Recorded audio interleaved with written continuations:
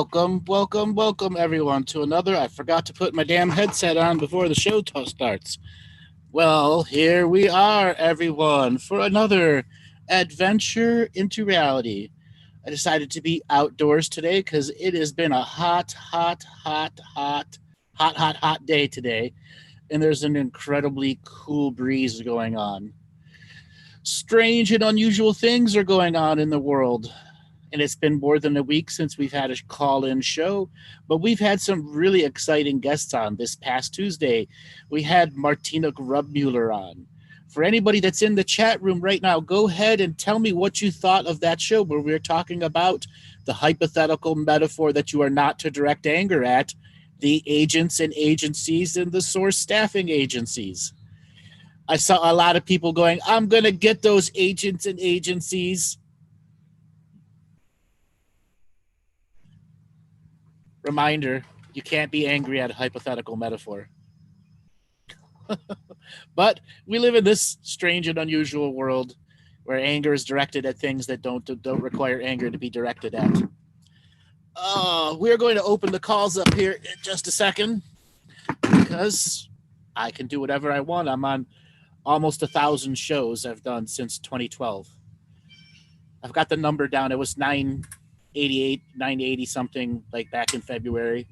And so we're getting close to our 1,000th show. Ring a ding ding, ding ding, wow. And probably another 1,000 more shows to come before there's an awakening. Oh, I can hear the disappointment in all of you, all your psychic disappointment. What, another 1,000 shows until there's an awakening? All right, everybody. Whoever wants to reach out to the raising of your hand moment, you can go ahead and raise your hand now. The way this works here is the wheel of callers works, unless I direct Robert to pick a caller. So go on over to that participants button and raise your hand, because I know there's all of you that all want to be saying something, but no one's raising their hand except for the person that raised their hand before they were told to raise their hand. All right, there we go. Now we got Bipolar Bear, who's going to evolve into Tripolar Bear, Donita. Everyone's starting to raise their hand. It's the Raise Your Hand party. All right, if you are listening on Facebook, YouTube, Twitter, Periscope, Twitch, or any other section, and you want to be a caller into today's show or any other show, Robert has up on the screen of how to come and join our Zoom room. This is where we take live call-ins. This is where we answer the chat. You go to zoom.us. 911-001-1974 is the meeting ID number. That is for every show that we do. On the right side of the screens, you will see phone numbers. So for those of you that have phones and want to call in and listen and still interact with the chat room, you can do that also. You will have to download the Zoom client. If not, you can just dial the numbers and enter the Zoom ID number and be into the call and possibly selected as one of the callers. So, Robert, spin up that wheel of universal investigative callers and see if somebody is going to ask me a question that isn't their purpose. Okay, Paul, let's see if you have a question that isn't your purpose. Paul, are you there? I'm here, Andrew. Hi, where are you calling from? Oh, we talked before. I'm in Calgary. Calgary, how you doing today? I'm doing great. Thank you very much for taking my call. So what do you want to talk about today? Oh, just some interesting topics. Some of the things I wrote was you had mentioned like this, the incarnation process into this skin suit uses this sperm and egg technology that was using it's a form of light technology. But my question was, like, as I can imagine that was a transformation from a non-local reality into this local reality. Yes. So seed and egg, or sperm and egg, is a technology for taking that which is in the infinite sea of universal consciousness and allows it to become a finite experience in the universal sea of awareness that is also part of the ever-evolving streams of light. And this is where soul families are evolved. Some use seed and egg, some use direct manifestation technology. Now, here in this section of the galaxy, our seed and egg will use I am technology to house the infinite consciousness and create an instrument of experience that translates into colors of memories. Our DNA skin suit can translate up to 50 colors of memories. And colors are also equal to time, and colors are also equal to sound. Sound and light are just two things in different waveforms. Wow, it's very So complex. some soul families use seed and egg, some soul families use other, some soul families use dozens of different forms of birthing technology. So when in our meditative practices and we're contemplating that fetus in the mother's womb, and that our entry point into this reality, that does give some awareness of how we move into this space. It can give you the glimpses of how to become a temporary local reality and non-local reality simultaneously. Now, the fetus goes through it as a human birth is 9 months of birth. But in the past, let's say 1 million or so years ago, a birth wasn't 9 months. It was like 150 months. But time was different then. The value of time was different then. And you weren't born a single baby. Most babies were born septuplets, octuplets, or hundreds at a time, litters. Okay. Of you. So each one had its own fetus in the womb plan, its own plan of synchronicities. One wanted to be a doctor, one wanted to be a lawyer, one wanted to be a warrior, one wanted to be a thinker, one wanted to be a healer, one wanted to be a rebel, one wanted to be a bum on the street. So on and so forth. Okay, that's very complex. So I'll have to contemplate that further. I have another question. Go ahead. Go ahead. Yeah, go ahead. When it comes to the weather that we experience, now is that co-created through like remote viewing? I mean, we always have the weatherman telling us what the weather's going to be, and then everybody thinks about that. And how often is the weatherman right? 20-30% maybe. At most 50. So I've used this before to explain it. The weather patterns that we as human beings on the surface world experience are equivalent to the uncollective us trying to come together and be a collective. When we are a collective, weather patterns will be natural. There'll be no global warming, no global cooling, no none of the negative stuff. Everyone will have enough water, enough sun, enough everything, because we've come together from the uncollective state to the collective state. So a weather is the reflection of us trying to come together in unity in the forms of disunity that we're seeing in our weather right now. Interesting. Now, and weather is impacted by the use of the control rooms? It's more impacted by us as consciousness imprinting the very clouds that we ignore above our head, or how the sun is imprinting down to the water molecules light that is there for us to absorb at a later time through drinking water, through absorption as moisture in the oxygen, so on and so forth. Now, is it accurate to say that a cloud is some form of sentient or life form? There are clouds that are sentient. There are some clouds that are elemental forces, which are technically sentient, but they're more like an aspect of the planet's energy with a specific purpose, kind of like a white blood cell in our blood. So they're kind of hard to communicate unless you understand their purpose. And then there are other clouds that are man-made entirely, which are kind of hot, like AI. They're not AI. They're not computer-generated AI. They're programmed water with programmed sentience, and we commonly call them sylphs, but that's not the accurate name for them. A lot of things can be sylphs.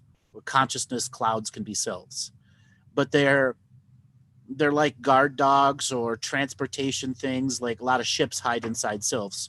You like sylph number 9425 in the west zone over there is where a ship can teleport in and be blocked out from normal sight. And there's lots of cloud technology on every world. There is even solid clouds you can walk on.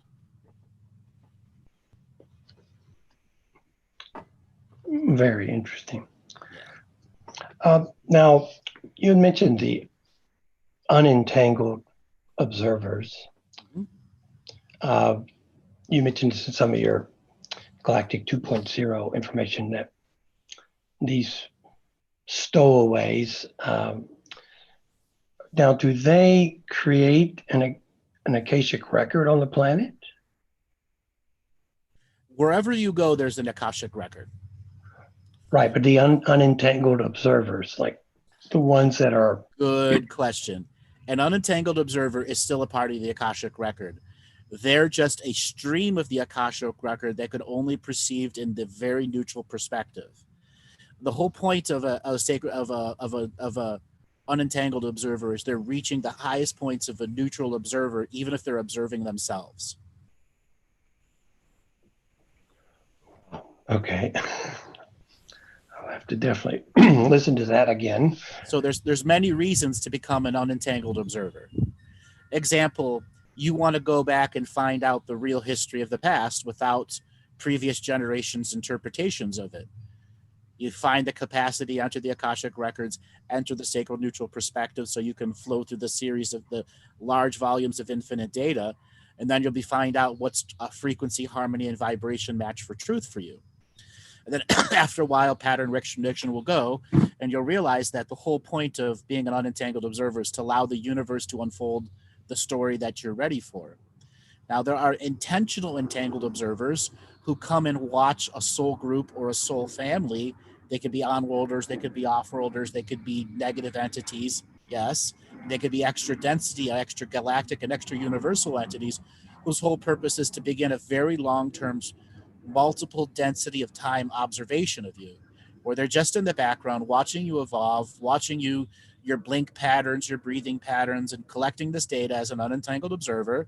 And then they'll translate this data to an entangled version of themselves and use it against you or for some other positive or negative agenda.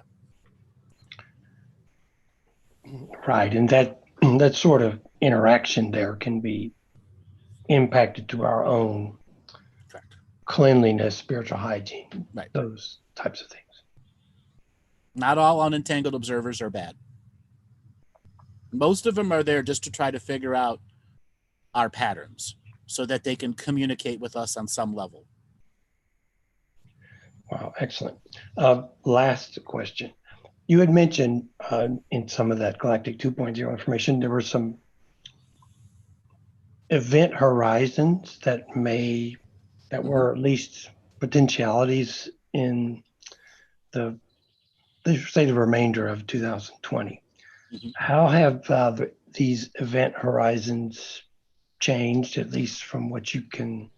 So we're still on this non-linear, linear, nothing is happening confusion state. So the ones that were supposed to happen in March and April, nothing happened on them. Though there was attempts to make something happen. The one that was supposed to happen in May, nothing happened. Now there's going to be one coming in June, and the end of July and the end of August. I don't expect anything, but you never know right now. Okay. Okay. Well, remember in that conversation, those were windows of potential in which a very high level, unlimited point of potential view could come out and make a manifestation, quite possibly a CEO disclosing new technology that's not part of disclosure, but an attempt to kickstart an economy or to buck the existing system and say, we're going to do something different. Those were those potentialities, as well as potential wars and other usual stuff like that. And as far as the, okay, I'll let the next person ask questions. No, go ahead, finish your last question. The last question was about the Betelgeuse or the supernova. Okay. So I understood that it's already occurred some time ago. Yes. And that magnetic wave or pulse form is, we're going to encounter that at some point here in the next few months? Potentially here in the next few months. Yes. It would be the end of July. And that's 2 windows from now. So there's still a window in June for something to happen. And then the end of July, the next window is when I in that show, I said that's quite possibly when we can begin seeing light in the sky, which would be Betelgeuse, which would trigger us out of a solar minimum. Right now, our planet, our solar system is thick of the solar minimum, and it's lasting longer than the last solar minimum did. So it's possible that the light flowing through the solar system could trigger our planet, our sun, to come out of its solar minimum at a high level. We don't know yet. Right. Conceptually, the energy of this supernova would prevail through our sun. It'll go through everything. Everything. Yes. It's neutrino-based particles. Okay, excellent. Yeah. Well, thank you very much, Andrew. I appreciate your time. You're right. Thank you so much. Those were great questions. Okay. Great examples for all you other people out there that want to learn how to ask questions. Use Paul as an example. Thank you. You're welcome, brother. Take it easy. Thank you. All right, Robert, let's spin up the wheel of callers and see who's next that doesn't want a purpose question. Okay, next person is Rasa. You're unmuted. Rasa, are you there? Hi, how are you? Great. Where are you calling from today? Naperville, Illinois. Naperville, Illinois. Welcome to the show. How are you doing today? Good. How are you? I'm doing very good. What did you want to talk about today? Oh, it's kind of unexpected because you usually don't. I want to talk about Schumann resonance. Basically, I feel all the time when Schumann resonance kicks, on a higher levels. Uh-huh. My head, I have like a pressure in my head. Is it normal? So first thing first, what do you think the Schumann resonance is? Electromagnetic earth frequency. Is that all you have for an answer? I know you explained so many times. It's just for me right now hard to explain everything. Okay. So how do you know that you're getting headaches during spikes? You're watching a website? It's I have an app and it's not a headache. It's kind of a pressure. Mm-hmm. It's like pressure behind my ears. Mm-hmm. Have you had this pressure before you had that app? No. Okay. So it's probably not actually those Schumann resonance affecting you. It's your conscious entanglement with the app. Are you sure? I know. Because I get 10,000 people asking me the same question. Your phone is an unprotected technology. Okay? Okay. So first thing first, take the app off your phone. And you're going to watch those headaches and stuff go away. Okay. That doesn't mean you're not tuned to it.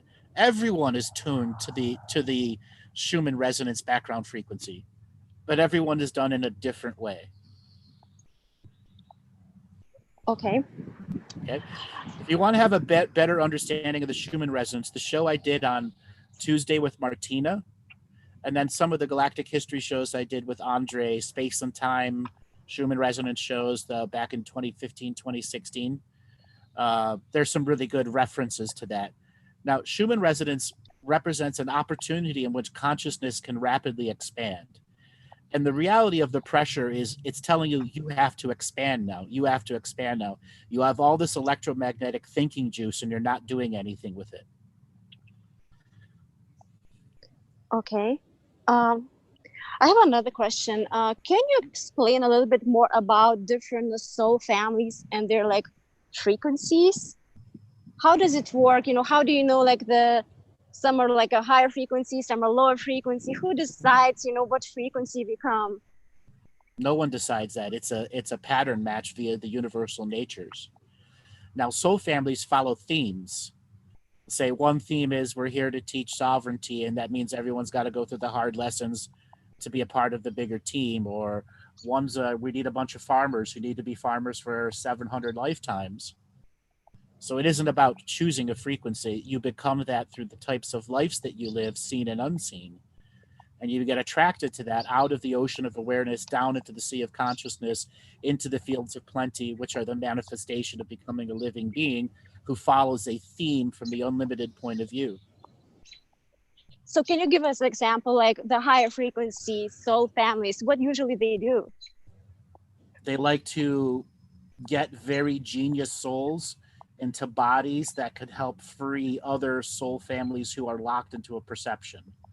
Like birthing a rebel into a very patriotic family, or another family who might be culturally racist and you're born somebody in that's gay. Okay. So because I had a reading and you told me that my son he came from a much higher frequency family, mm-hmm. and I can feel, that he's different. So it's a lesson for me as well. Well, that means at some point you were a part of the high frequency family, but you had to go into another family that isn't necessarily lower frequency. It's just teaching at a different density. Okay. Okay. That means you have the capacity to mother a high frequency person, meaning it's already in you, but it's also there for your growth too, as a physical being. You're there to elevate each other's frequency. Yes. And learn to love it, and learn to love at new levels. Correct. Another question. It's going to be all about mothers and children, probably. Good. Good. Go ahead. In some of your shows, you always mention like, my both children were born C-section. Okay. And I tried to do natural way, but it didn't happen. So is it like a contract for me? Yes.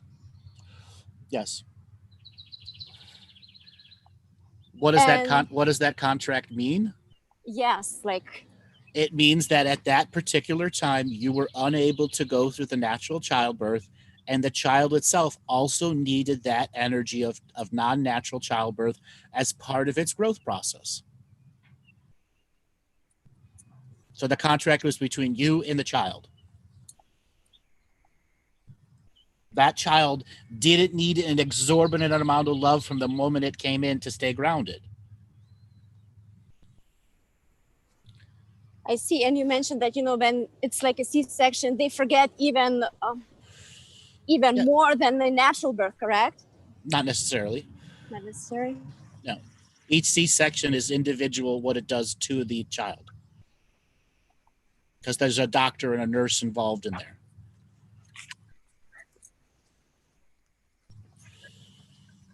Okay.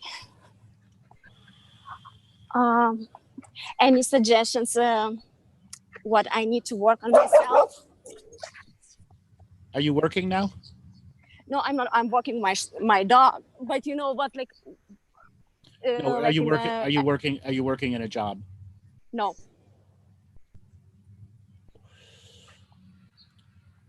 Do you like to do artwork?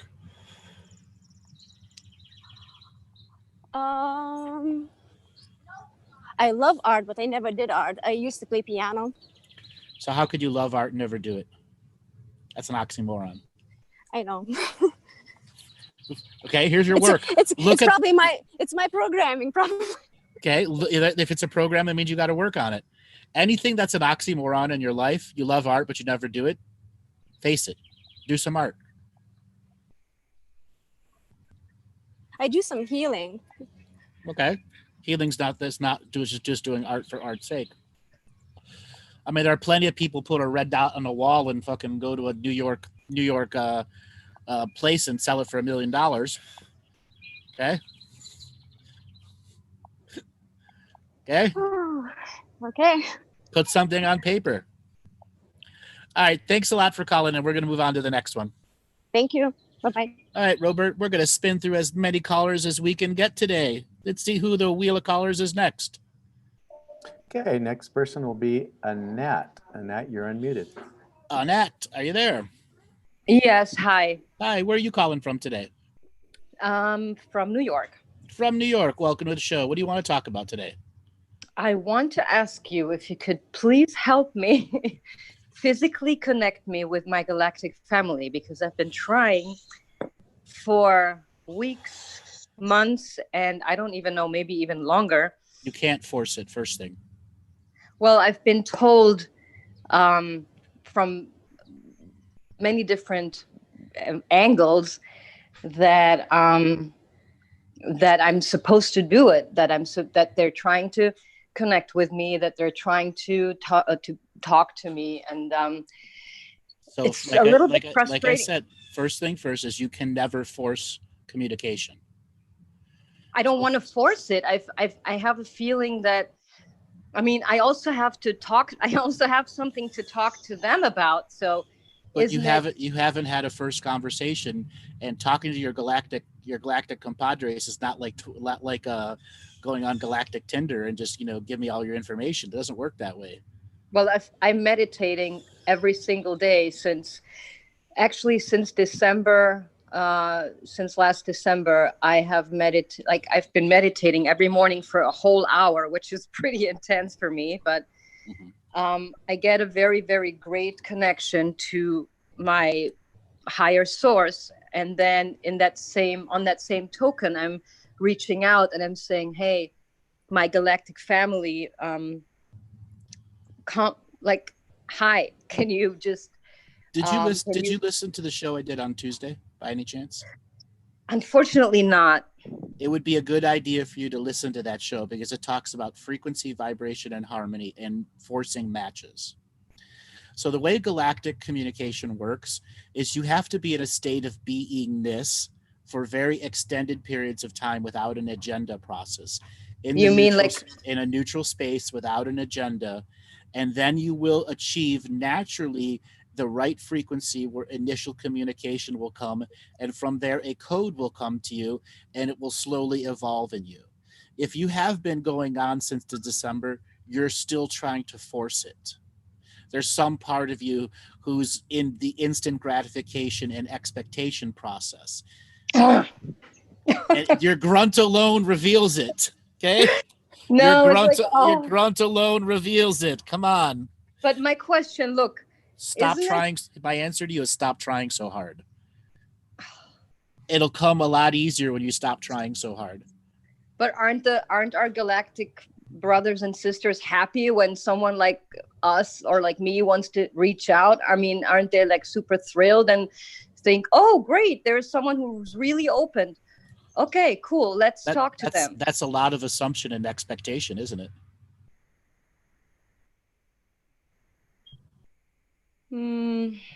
Well, if you say that, I'll have to just take it. Not all of them think that way. There's quite a few of them who go, why is this so hard for them to become a signature frequency match? Why don't they just calm down and follow the universal laws of not forcing? Oh, look, they're forcing it again. I'll come back in 1,000 years. Okay, so you think my meditation is forcing? Yes, there's a part of you who's got an agenda and an expectation when you sit down that you're going to tune right into them and the price is right. You're the next contestant on Galactic Family. It's not a game show. I didn't think that I see it as a game show, but I'm using this as a metaphor. Yeah, I understand. As a metaphor for you to learn, so that the next time you go and enter your state, tell your body to stop interfering with an expectation. Okay? Maybe you need to change your space too. Your space may not be relative as a time-space equation for them to communicate to you. What do you mean by space? Like no meditation, just going the actual place you're actually meditating in my bed. That's the wrong place to be doing it. Wrong place. In general, or just for me? The place that you sleep, you should not be doing your daily meditation. Is there a reason for that?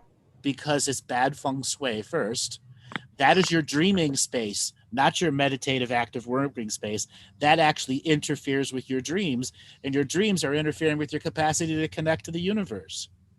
Because I'm actually also, but if you want to, like astral travel, for example, is that not supposed to be in bed, or is that supposed to be in bed? Because that's something I'm not accomplishing either. So should I get out of my bed and do all these things? Yes, in a chair or outside at the park, in nature. Okay, so is that what you think? That's what keeps. What created that habit pattern of I've got to do it in the bed? Because I want to treat myself for, I mean, very practically, I can't sit still for an hour. I've done a lot of Vipassana in my life for hours and hours, and it just was terrible. It was not a good experience. And now that I'm doing it. Listen, if you can't do that stuff, you are not going to be a good galactic communicator. If you're impatient and a person has to go, this is not for you. I'll be blunt. No, it's not go. I'm just saying that it's very, very uncomfortable to sit, like physically sit in a straight up position without any back. You don't have to do that. You can do it in a comfortable chair. Okay. Lay on the couch. Something that is not the space you sleep in. Okay. Yeah, got it. Okay. Call it your galactic recliner. Okay. I'll try there. I'll try it like that. But can I just ask a last question? Sure. Because, I mean, from what I'm gathering, the way you're speaking to me and what you're saying, maybe I don't have a galactic family. Maybe I'm just making it all up. You do. And right now you're revealing more of how your subconscious thought patterns are coming in. Like, I'm not good enough. Fuck. Why would you immediately go to that? Everyone has one. Well, because you're not really, I don't know. There is an energy of like a little bit of, well, that's not for you then, or something. Because maybe it isn't. Listen, because you're revealing stuff about yourself that are subconscious voice patterns of self-defeat, and you don't even realize it. If you go back and listen to what you actually said, you'll realize why I said that. I can't sit still. We're actual words. Okay. And I said, if you can't sit still, this is not for you. You probably have to be doing it moving. There are a lot of people who will only connect to their galactic brothers and sisters when they're in an athletic format, long distance walking. That's why a lot of the Australians do walkabouts. Okay, now I'm hearing your answer. Now I'm hearing it. Means, it doesn't mean that you didn't want to say, okay, girl, get off that thinking that you're somehow galactically connected. It's just like maybe I haven't found the right way yet, correct? Correct. But there's still subconscious patterning in you that jumps to a conclusion. And is that because I'm a know-it-all, or is that because I have... No. It's because you're so high frequency and have been so high frequency for so long, you don't know how to slow down. And slowing down to you feels like death. And guess what? That's not the right way to live in nature. We are not meant to be in fast forward ×8 speed our whole life. And that's you. You're right. Why? What created that in you? Why do you have to live in ×8 speed? I don't know. Yes, you do. Come on. Yes, you do. I don't know. You definitely touched something really intense. So I don't know. I have to. Because you're avoiding something. What? You're avoiding your traumas and pains that we all have. Oh my God. I'm really not an avoider at all. Yes, you are. I dived right into it. Nah, bullshit. You're already crying. Come on. Come on. Yeah, I've but done, I mean, I've done it's over okay 10. to cry if you I've touch done something. no. I've done over 10,000 callers. You touch. There's a Yeah. pattern. There's a pattern here. What Okay? pattern? The faster you go, the more you're avoiding, especially the big subject matters of the nightmares you had when you were 3, 4, and 5, and no one acknowledged what you were going through. Yeah, that's pretty spot on. Pow. Okay. Yeah. Okay. You were shut down by your family because no one wanted to hear your nightmares. Yes. Okay. Yeah. And your response to them is, all right, I'm just going to go full on 8 times 8 speed. And I'll blah, blah, blah, blah, blah, blah, blah. And they can't hear 3/4 of the words I say. Yes, yes, And you've been around a bunch of yes people your whole life. Yes. Okay. I'm not a yes person. I'm a maybe. I'm a lot of maybes. Do you think when you said trauma, there is something when I was, I think 3 or 4 in the baby bed, I was laying and I saw really crazy geometrical forms. Mm-hmm. And when you just mentioned trauma, that's what immediately came up, because I was never able to understand what those really crazy huge patterns, geometrical patterns, like triangles and rectangles and circles, like right now when I'm talking to you about it, they're there, which is very rare. They usually never come up. And so that is known as a very high DMT state. You know what DMT is? Yeah, I've had really bad experiences on ayahuasca, and it was and yes, I bet you did, because you're at times 8 speed and you can't handle times 8 speed as a human in ayahuasca. What is time 8 speed? Can I look that up somewhere? That's just like when you're watching a video times 2, times 4, times 8. Okay. 1 second is 8 seconds. Yeah. Okay. If you actually look at your life and say, I need to slow down every aspect of my experience as a daily practice, you will learn that you're a super psychic on overload because you're taking in data so fast. And you're missing 60% of the information that you're supposed to process.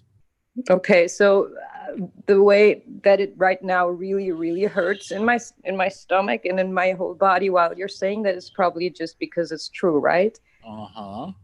What you're saying. Your gut knows something that you're in denial of. Okay, so do you have any advice how to? Here's the first thing. You got to forgive yourself for going so fast. The forgiveness is very important. Very important. Because there's a part of you who's using the speed to avoid other things that happened to you while you were growing up that are deeply stuffed down there. So you don't think this DMT thing when I was a toddler is that trauma that you were talking about? So kids naturally produce very high amounts of DMT and regularly have that experience. Lots and lots of kids have that experience. You were just not around in a family that could understand it, and it became a trauma because you were seeing things and you were babbling as a little kid and they didn't do anything and told you to shut up. It's not real, which became a separation in your reality.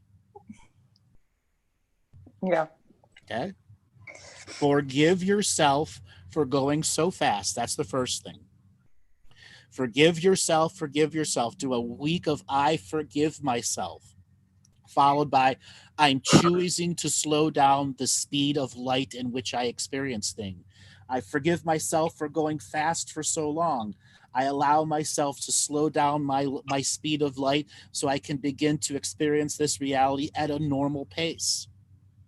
Yeah, I feel like the days go so crazily fast that I wake up in the morning and I already know I'm going back to bed soon because the days are like intensely speedy. Mm-hmm. Remember, you've enforced this on yourself over many, many years, and this is not a snap of the finger, instantly slow down. You got a lead foot, like driving a car with a lead foot. You got to learn how to drive on cruise control. 30. You need to be the old grandma on the freeway going 35 in the 60 zone. Which is really funny because I am. My son always tells me, look, there's a turtle overtaking us. Because I'm a very slow driver, deliberately slow. Because your mind is moving so fast. And that is not good, is it? No, it's because your mind is moving too fast. No, I'm saying the mind moving too fast is not good. Not a good thing. Yes. Okay. So it's an avoidance, you're saying? Yes. Okay. And can I find out what the avoidance is that I'm avoiding? You will when you slow down. It'll be unavoidable. The avoidance will be unavoidable. Yeah. So is the meditation that our meditation should actually help in that? No? Well, you can start jogging, running, hiking, swimming, and trying to use your overpowered mind to maintain a meditative state during high exercise.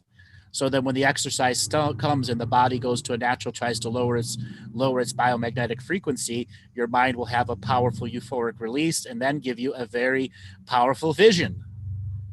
Spiritual people have been doing that since the dawn of spirituality. Yeah. What do you do for a job? I don't like that question because I do a lot. I'm just launching a really healthy chocolate line right now.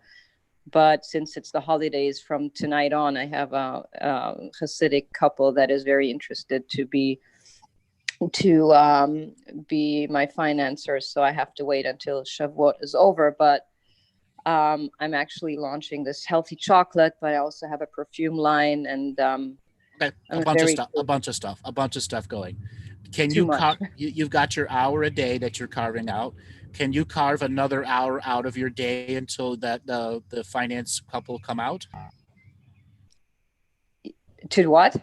Can you the people that are going to finance you? Can you carve another hour out of your day until they come out of their thing? Yes.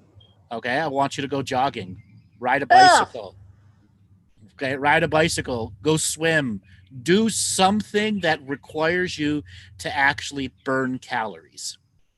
And try to stay in a meditative state.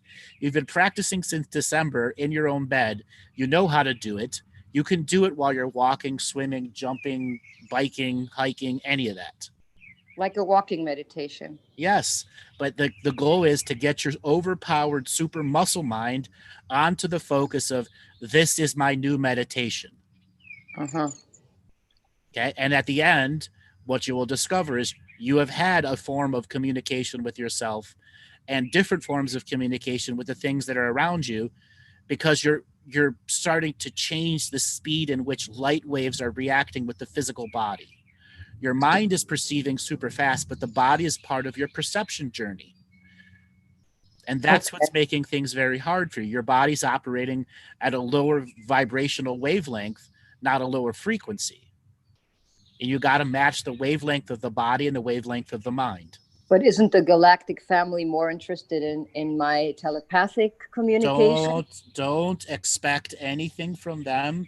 You haven't even had first communication. Whatever any light workers have told you, throw it out the door. Allow them to first contact you, which is, hi, we're there. It might be another week before they say anything else, and slowly build up a relationship with them without expectations. Okay. Okay? Thank you. You're welcome. Thanks for calling in. Okay. All the best. All the best. All right, Robert, spin up the wheel of callers and see who is next. Okay, Rita, you're unmuted. Rita, are you there? Hi. Hi, where are you calling from today? I'm calling from Toronto. Toronto. I'm so happy I got through. Welcome to the show. What do you want to talk about today? Well, first of all, hi, Andrew. I'm new to this spirituality, so I don't know much, but I was wondering kind of if you can say something about me, and I have a few questions for you. Okay, let's just start with the questions first. Okay. So, all right, how can I start this? I've been having, since I was a child, I've been having a lot of dreams. And I never understood what they've meant and what they were. I just thought it was just a dream. It's just a dream. But then as I was getting older and older, it kind of started to develop into something more. I kind of started something that wasn't just a dream. Exactly. So, I mean, I have a bunch of stuff that I had dreams about, but it's strange because I started feeling things. For example, like while I was dreaming, I would feel someone is on me, someone is caressing me, or someone is trying to choke me at one point. And then I would wake up and it was that's just not a dream. That's not a dream. That's a nightmare. Exactly. So those were like nightmares. And that's astral travel that's backfiring on you. Yeah. So I'm not sure again. And then like sometimes I would see I would see things in my dream, and then a couple of weeks later or a month later it would come it would happen. Like literally things would happen. I'm like, oh my God, I saw this in my dream. Like what? So I can share this one. So my mother was diagnosed with breast cancer a few years ago, and we went through the whole treatments and chemo and all that. So at that, from stage 2, she became to stage 4. And at the end, the doctors pretty much said, there's nothing much we can do. Before that, I already had a dream, and I knew that's exactly what they were going to say. And I knew how it was going to go about. And it's exactly what happened. And then after that, while she was resting at home, I had a dream when she was passing. And exactly that happened that day. She passed. So stuff like that. And there's much, much more, but we don't have time. But just to say. Okay, I got the concept behind it. Yeah. So first thing first, when you're dealing with dreams that are having entities in them, which is what I was telling you, you're having astral travel, you're having a boundary issue. Okay. You have to clearly define your energetic boundaries, your rules, policies, and procedures on what can get in and out of your frequency. Okay. And the way you deal with that is beginning to have a daily practice. That's why I created those contract revocations, so that people can begin to use those as a hypothetical metaphor and daily practice of a hypothetical metaphor in which they can make real for themselves way to reverse negative loopholes that are in your frequency. Okay. Like a lot of people don't realize how powerful the media contract revocation is, because we use media every day. Yeah. Yeah. Believe. Okay. But the shaman's death is just as powerful, because it's to remind you of the 7 generations of the past and the 7 generations of the future. And we are responsible to our level of awareness of the now. And when we begin to have prophetic dreams that tell us about very important times, they are saying that you have earned the right to know potential futures. With that, what are you going to do with the skill? Yeah, I'm not sure. That's what I mean. I'm confused. Like a lot of stuff this is where you have to learn about contribution and service. Okay. What does prayer mean to you? Good question. Prayer to me means like the way I look at it, you don't pray just because you want to ask something. You pray for comfort. You pray for contribution and service. Yes, exactly. Right. And then prayers also can be very selfish at times too. Yeah. An example of a selfish prayer is, I don't want my mother to die. Of course. I pray for that, of course. And there's nothing wrong with that, because it's an expression of the authentic heart-based self. Yeah.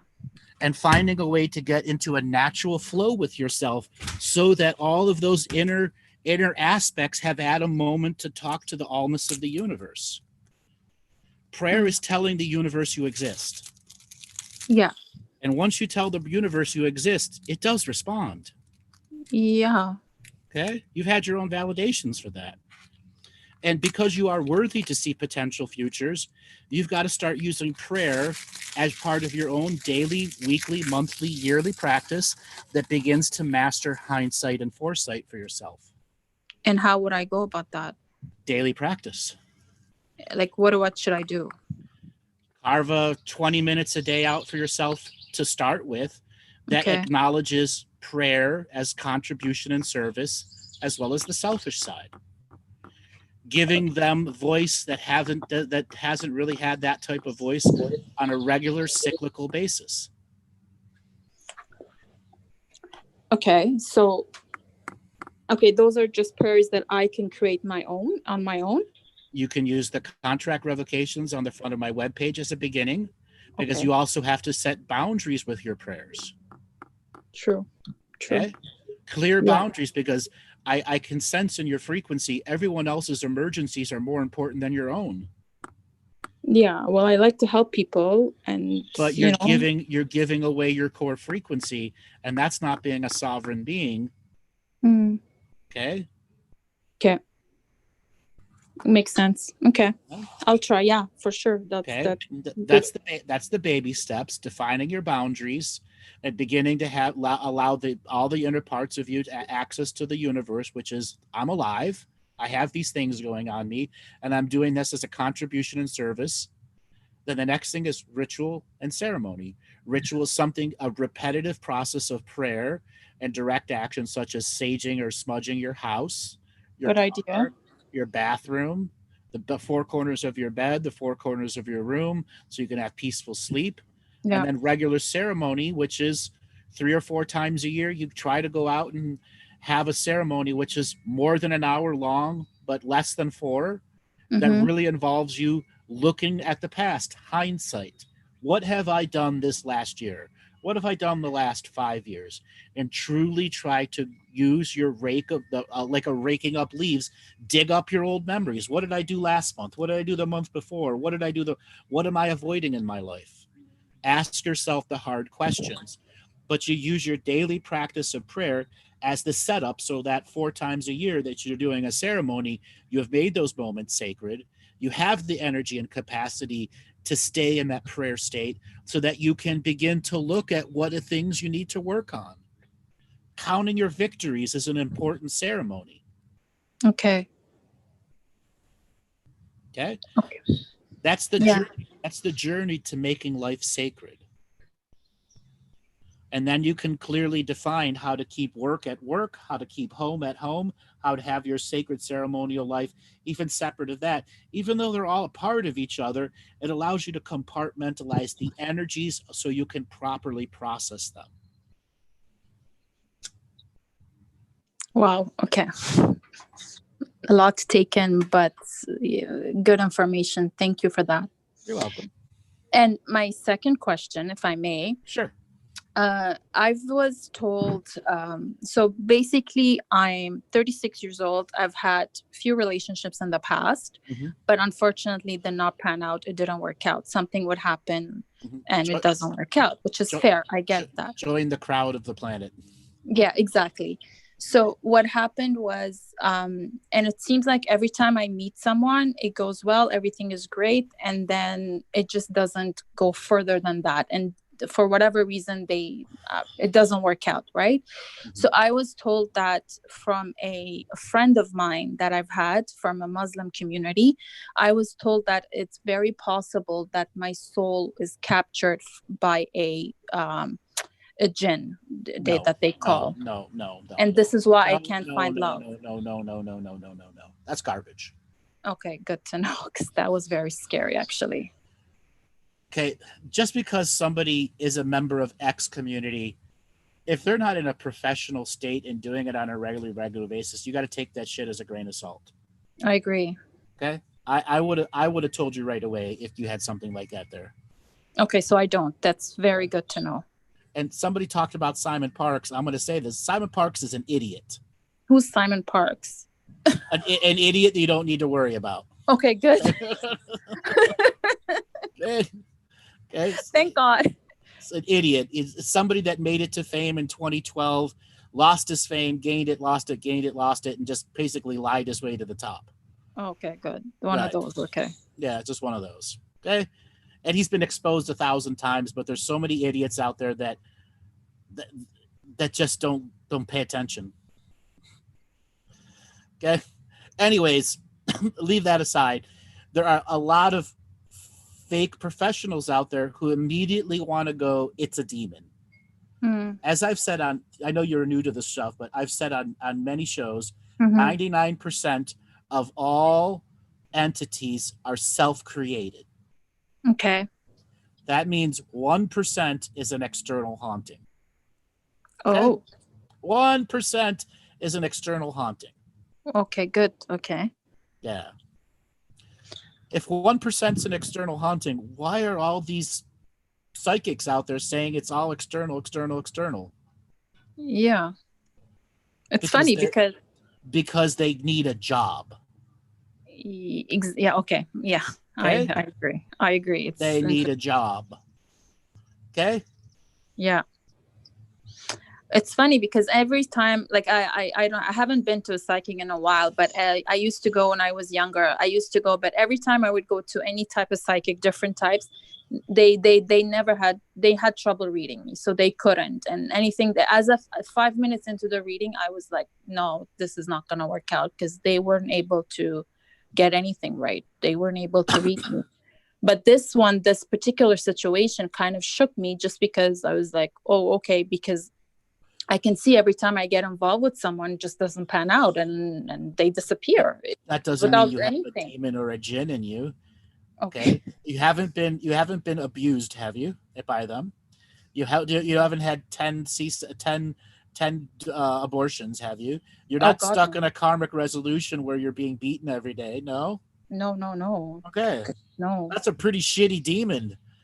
If all it is they just don't work out. I don't know. There's a lot of people who would love to have that demon. Holy shit. I don't get abused every time.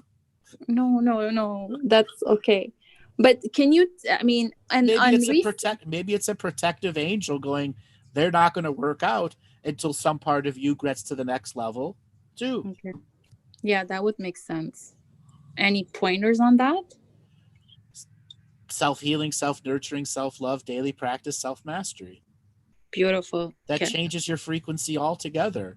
And then you will naturally find a harmonic match for the state of being that you're at. Think of where you are at right now. Do you want an exact copy of the frequency and vibration you're at right now in your life?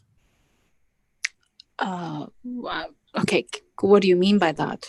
If somebody has the same kind of life experiences you have, yeah, in your life right now, yeah, you would. I'm not sure. No, they would annoy the shit out of you. Exactly. You'd be showing each other all the times the things you're avoiding. Yeah, I wouldn't want that. Right. But that's what you're actually attracting right now, and that's why it's not working out. Oh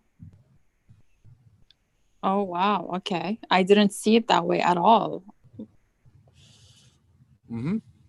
That's what a lot of people in the dating world don't realize what they're attracting. A copy of themselves right now.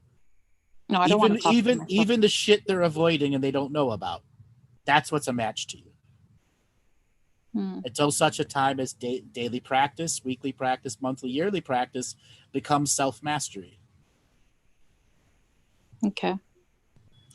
And is it so I do meditate a lot, but I haven't been meditating a couple of weeks. I just took a pause from that. But the last time that I meditated, I had a very intense experience where I mean, it's been few months now. I have this urge to be a mother. I'm not sure where this is coming from, but it's a very deep urge that I need to be a mother and I need to bring a soul into this world. So when I meditated, it was surreal, the experience that I've had while I was meditating. When I got out of it, my body was completely shaken. I couldn't even walk for a couple of hours, to be honest. So while that, I saw a fetus. I saw a fetus, like the image. It was black and green, and I just saw the fetus. And apparently it was my fetus. Can you kind of shed some light on that? Am I supposed to be a mother? I'm not sure. So have you heard about the biological clock ticking before? Of course. Well, that's what's happening to you at a higher state right now. Now, part of what I teach people is how to connect to their fetus in their mother's womb. When the sperm from your father met the egg inside your mother and the first bit of you became infinite to finite. And that's a meditative state, observational state we can all achieve and find our pathways back to infinity for. Is it telling you need to be a mother? Well, it's saying you've got a limited amount of time if you want to fulfill the contract of giving birth this lifetime. Do you want to be 46 and trying to give birth, or do you want to be 36? Yeah, of course, 36. Or 38 or 39 and not 46. Yeah, anything but 46. Okay, yeah. Okay, anything but 46. So, do you need a husband to raise a child? Not really. So then what's It would stopping preferably, of course, I would prefer that, but I can do it without a husband. Okay. But you want one. Well, I would, yes, of course, I would prefer Okay. that for sure. So over the next 2 years, you're going to put out a frequency of, I want to attract a person that I can have a child with, that I won't get divorced in 15 years or 7 years. That will match me in my growth processes. Will have financial stability and mental stability. And you create the match without forcing it. Beautiful. By allowing your daily practice to reflect that as a spiritual strategy long term. So your prayers of contribution and service are to heal yourself through that journey of daily practice, which becomes weekly and monthly, then becomes yearly, with regular moments of hindsight. Then you get those foresight moments, like dreams of this is the right thing, just like when you knew exactly how your mother was going to get diagnosed and passed. Yeah. You'll have that about the man. Really? Okay. Yeah. So I have to meditate on it and put it out there. It's not just meditation. It's the other parts of daily practice. The cleaning of the spiritual hygiene spaces. Okay. Your bathroom, the four corners of your room, beginning to do ritual and ceremony. This is I described before. Yeah. Okay. And then reading books. Have you ever read any Carlos Castaneda books? No, but I could take that down. Carlos Castaneda. And another one is Dancing the Dream by Jamie Sams. JAMIESAMS. Okay, Dancing the Dream. Okay. Make it a point to read one spiritual book every other month. Okay. And if you can do one a month, even better. Even better, yeah. Okay. Noted. They're going to just allow a natural expansion within you and going to show you so much more of what you can do with your daily practice. Okay. If you just, daily practice is like the 10-minute drive, but practice can also be the 5-hour drive to a mountain. Yeah. And spending a few hours on the mountain or anything else that involves you're doing it for the generation of energy, frequency, vibration, and harmony within the self. Right now I'm in Toronto, so I work and live in Toronto, but I mean, something is inside of me, and it's kind of attracting me to kind of move on and actually leave my current job and try something new and move on to the States. Would you recommend some? I'm not sure. What do you do as a job? I work for a bank, corporate. High level corporate? Yeah, so I work in the security fraud department center. Yeah. Okay, so essentially you can get a job anywhere in the world with that type of job. Yes, I can. Yeah. Any bank, any place. Yes. Well, where would you want to go?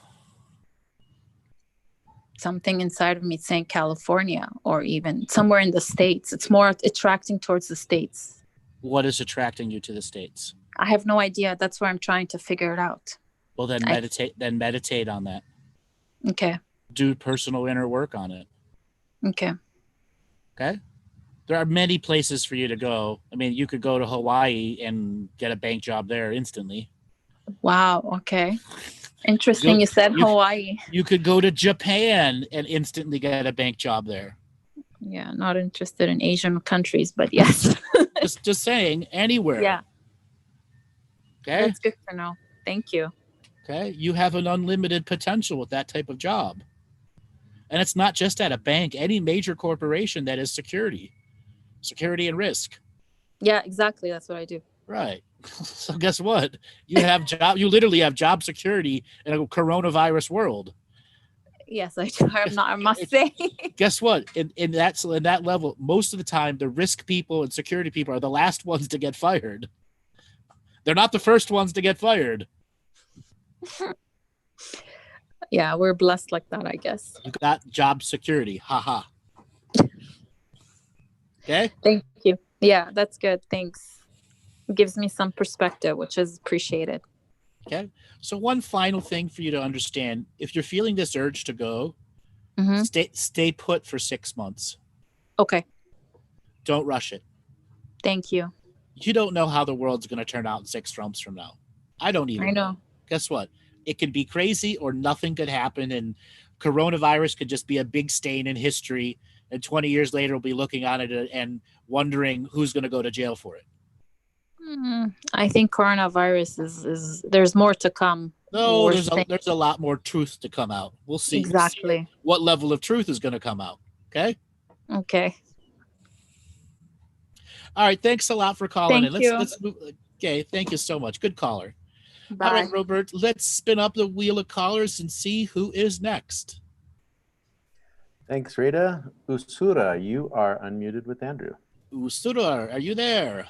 Hi. Hello. Hi. Where are you calling from today? I'm from London, and it's London. midnight at the moment, so it's a good one. And I've been listening to you for a number of years now, so I'm really happy to be here and hear your wisdom. Thank you. Welcome to the show. What do you want to talk about today? That's a good question, actually. I guess in a sense, it's more like I like to listen, and from that, I'll just explain a little bit about my background. I used to listen to you years ago, and I used to always end up crying. It may upset me somewhere, but I'd find myself effing and blinding over something because you triggered, no, not you, but there was a memory trigger somewhere. And it just, so it would always bring me to a place of where I, in a sense, think out and heal. And so I've been on the shamanic path for a couple of years now with plant medicine. And I guess where I am right now is coming into a place of responsibility and love, self-love and forgiveness. And I'm also, I guess with that is that connecting to source. And it's like I've forgotten, and I feel like I'd like to hear something to help me remember. So how could you have been doing medicine and not be connected to source? But because when doing medicine, I come across lots of different histories of mine, or Aya shown me many different histories. And so I'm trying to be more present and more grounded now, whereas before I felt I was in between world, trying to figure out, a little bit like Total Recall. I'd sit in a meditation and suddenly I remember stuff, and then I'd come out and think, oh God, I have to pay some bills and I've got to work. And so I could never quite join the two worlds together. And I'm at a place now where, for me, harmony is something that I really want to embody. What if I told you you cannot consciously, cognitively be harmony? You can't force it. Yeah. Okay. Is there a program in you that reacts to that? No, there is a little bit. There's a sadness, and it's because this is what I'm working on at the moment, is to let go of all the kind of different histories that I've had and just try and be with this one. And so when you say that, there's a sadness, like, yeah, but if I'm there's that part of trying to let go of that part is much bigger than you're letting on to yourself. Yeah. So something else is the stories mean too much to you. Can you just let go of all the stories right now and not have any attachments to any of them? You can't. You can't. I can't, because so let's try as a practice. Okay. So just say out loud, as this being of the now. As this being of the now. I choose to acknowledge I have gone too deep into the stories. I choose to acknowledge that I have gone too deep into the stories. And I am attached to them. And I am attached to them. And these attachments affect who I am today. And these attachments affect who I am today. I now clear out all these attachments. And I clear out all of these attachments. To all of these stories. To all of these stories. And all the stories unwritten in my mind. And all the stories unwritten in my mind. And all the stories my mind has written. And all the stories my mind has written. All the medicine journeys I've been on. All the medicine journeys that I've been on. Where I found these stories and attached to them. Where I found these stories and attached to them. I acknowledge them as the teachers that they were. I acknowledge them as the teachers that they were. And I now clear them out so I can discover the new teachers. So I now clear them out so I can discover the new teachers. I allow them to go back into my DNA memories. I allow them to go back into my DNA memories. I pack them back into the infinite code. I pack them back into the infinite code. And give it back to the universe. And give it back to the universe. As my Akashic record understood. As my Akashic record understood. How does that feel?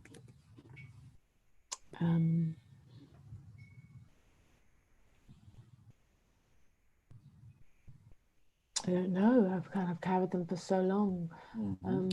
You're going to have to do that one on a really regular basis. Yeah, I think that's where I'm at now, is that I moving forward and not projecting the past into the future, into the present and the future. But there is an optimism. You've probably heard me say this. The past is your teacher, the present is your creation, and the future is your inspiration. When the past is directly influencing your present, there's an attachment to it. Yeah, I didn't think I was so attached. I guess I was just trying to figure it all out. And that is the attachment. You can't figure out the infinite. Don't. Don't. Okay. Yeah. Who gave you that job to figure out the infinite? Yeah.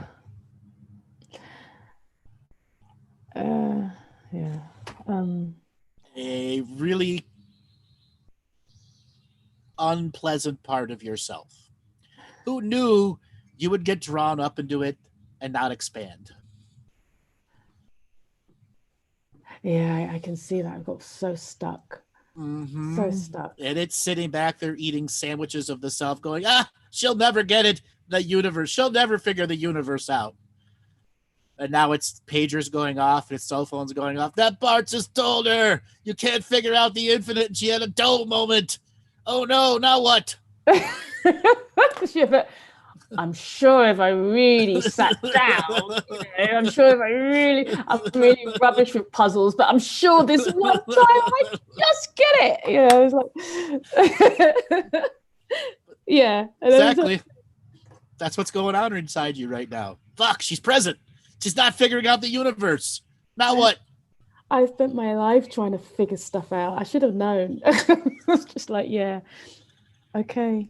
It's not your job to figure out everything at once. Your job is to figure out yourself. Yeah. Okay? I believe you British have a saying, sort yourself out. That's both a positive and a negative saying, right?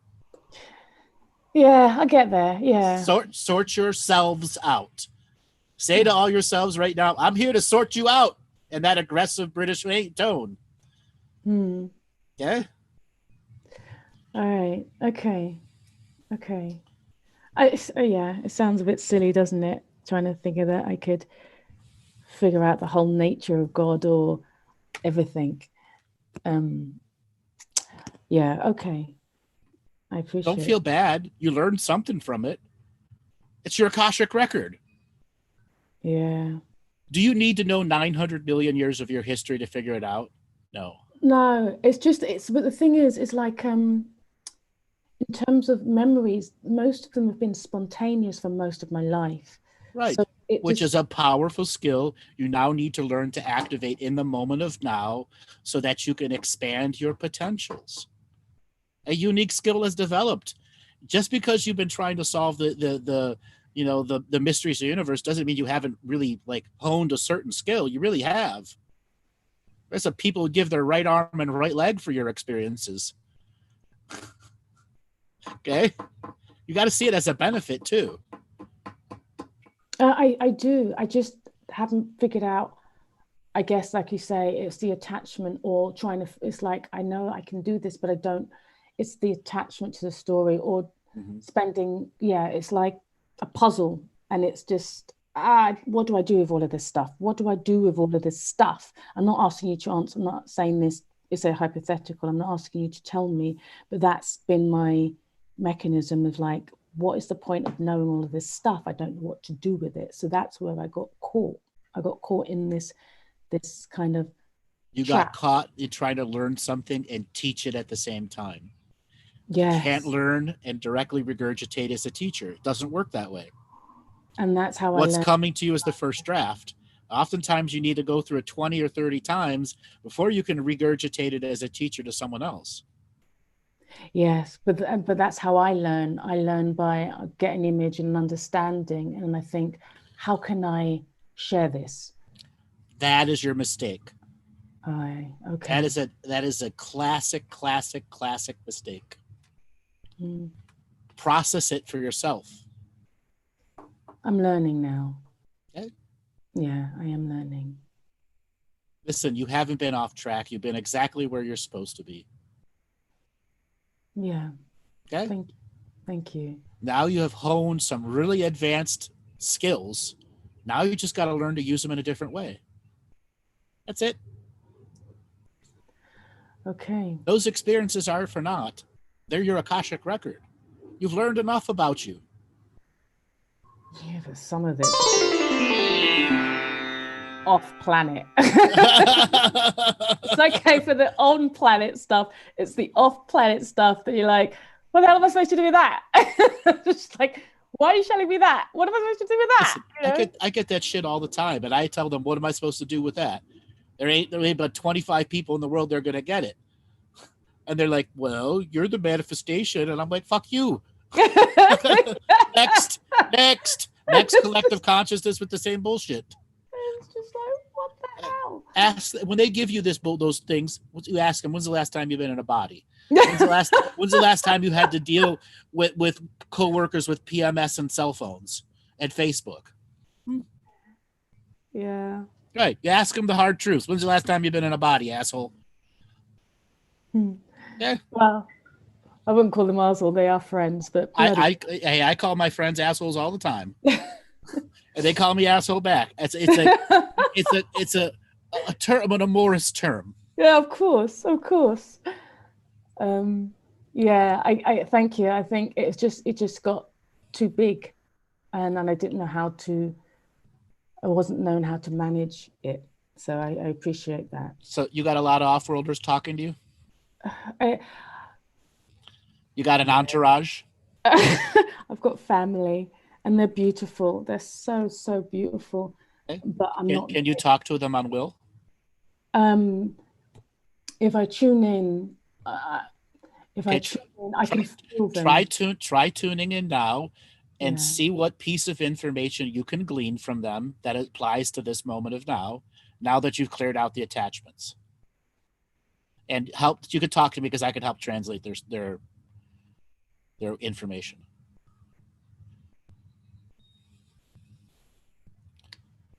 See, I tune into another aspect of myself, and she shows me this beautiful, almost like sapphire blue crystal. It reminds me a little bit of, Superman and Kanan when he has the yes place, in the Arctic fortress of solitude. Yeah, and it's a beautiful blue, and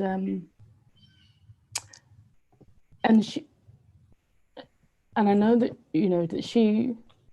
You're emotional as you're saying it because she loves. There's such a great love, and it's about not being the adolescent, but being in that realm. It's no longer me as the adolescent, but it's me as the woman or the adult.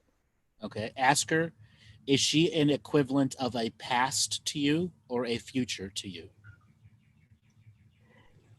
It's both. Okay. She says it's both.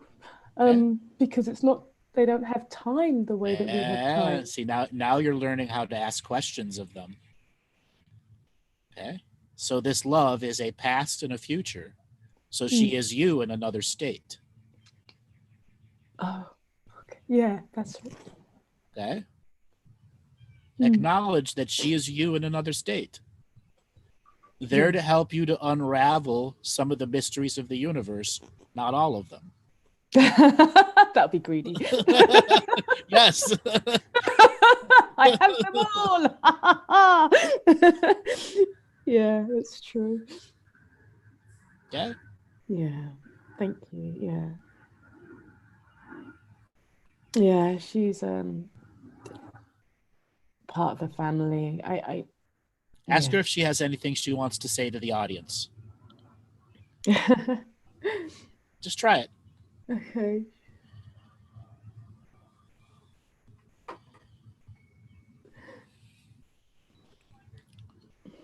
She says, like, unity and harmony are the songs of the universe. And when one tunes in the union and harmony, you're a part of all. You are with all. And we are unity, and we are the harmony. And we are the song. We are the heart. We are the memory. We are the one that hold. And we are one.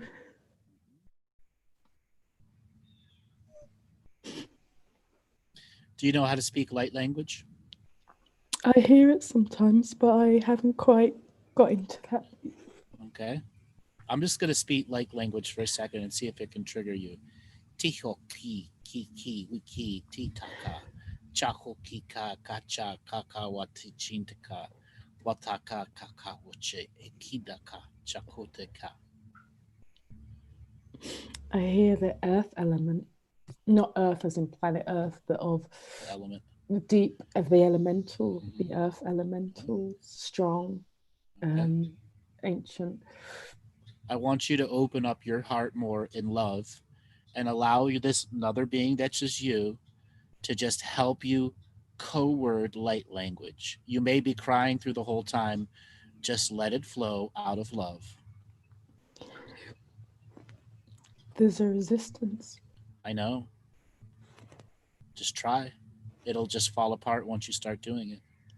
You're doing it out of love for yourself. So you want me to just try light language. Just try to open up your heart and have her teach you the light language. She's laughing at me. Okay. So she knows you're a chicken shit. I object to that language.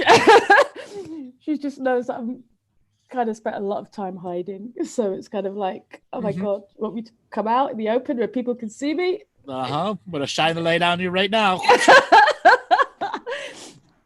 Yeah.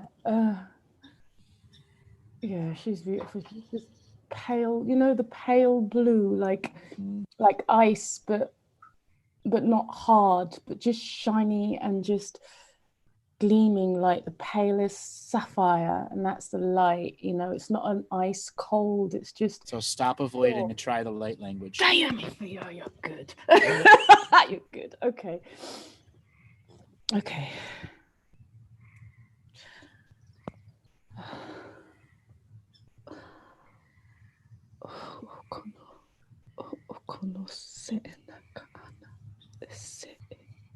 Louder. Say it like you got a pair. Damn.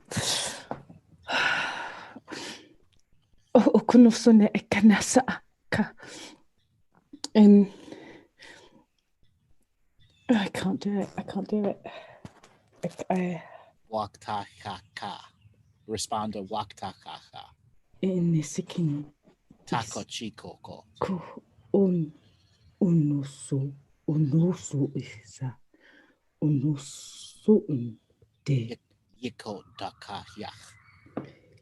India saka dosi kaya sa. Allow your feminine to come out. Your male side's protecting you from going all the way into it. Yikota. In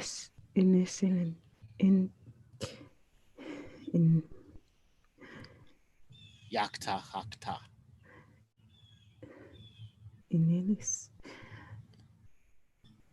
Empower that woman side of you. Let her to come out. Shine bright woman energy as you speak it. Yakta hakta.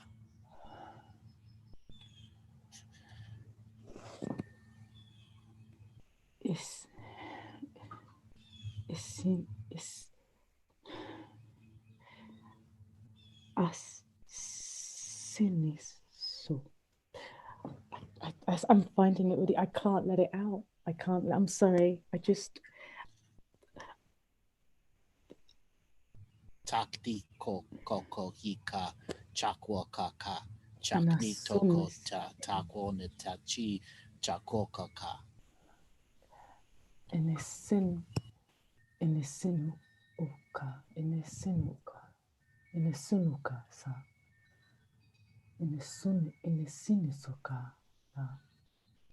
inesinuka la ala sa inesinu uso onaka sala isi ana sa aka inesio inesa a ini usla asaka. Beautiful. You did it.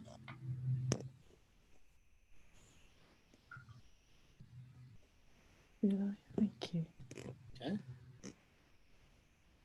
Thank you. Now that you know you don't have to solve the universe, You you can talk a feminine light language, and you know you got another part of yourself that's on your side. Just start loving yourself more, and these skills are going to go through the roof for you. Through the roof. Oh, that makes me smile rather than cry. So good job.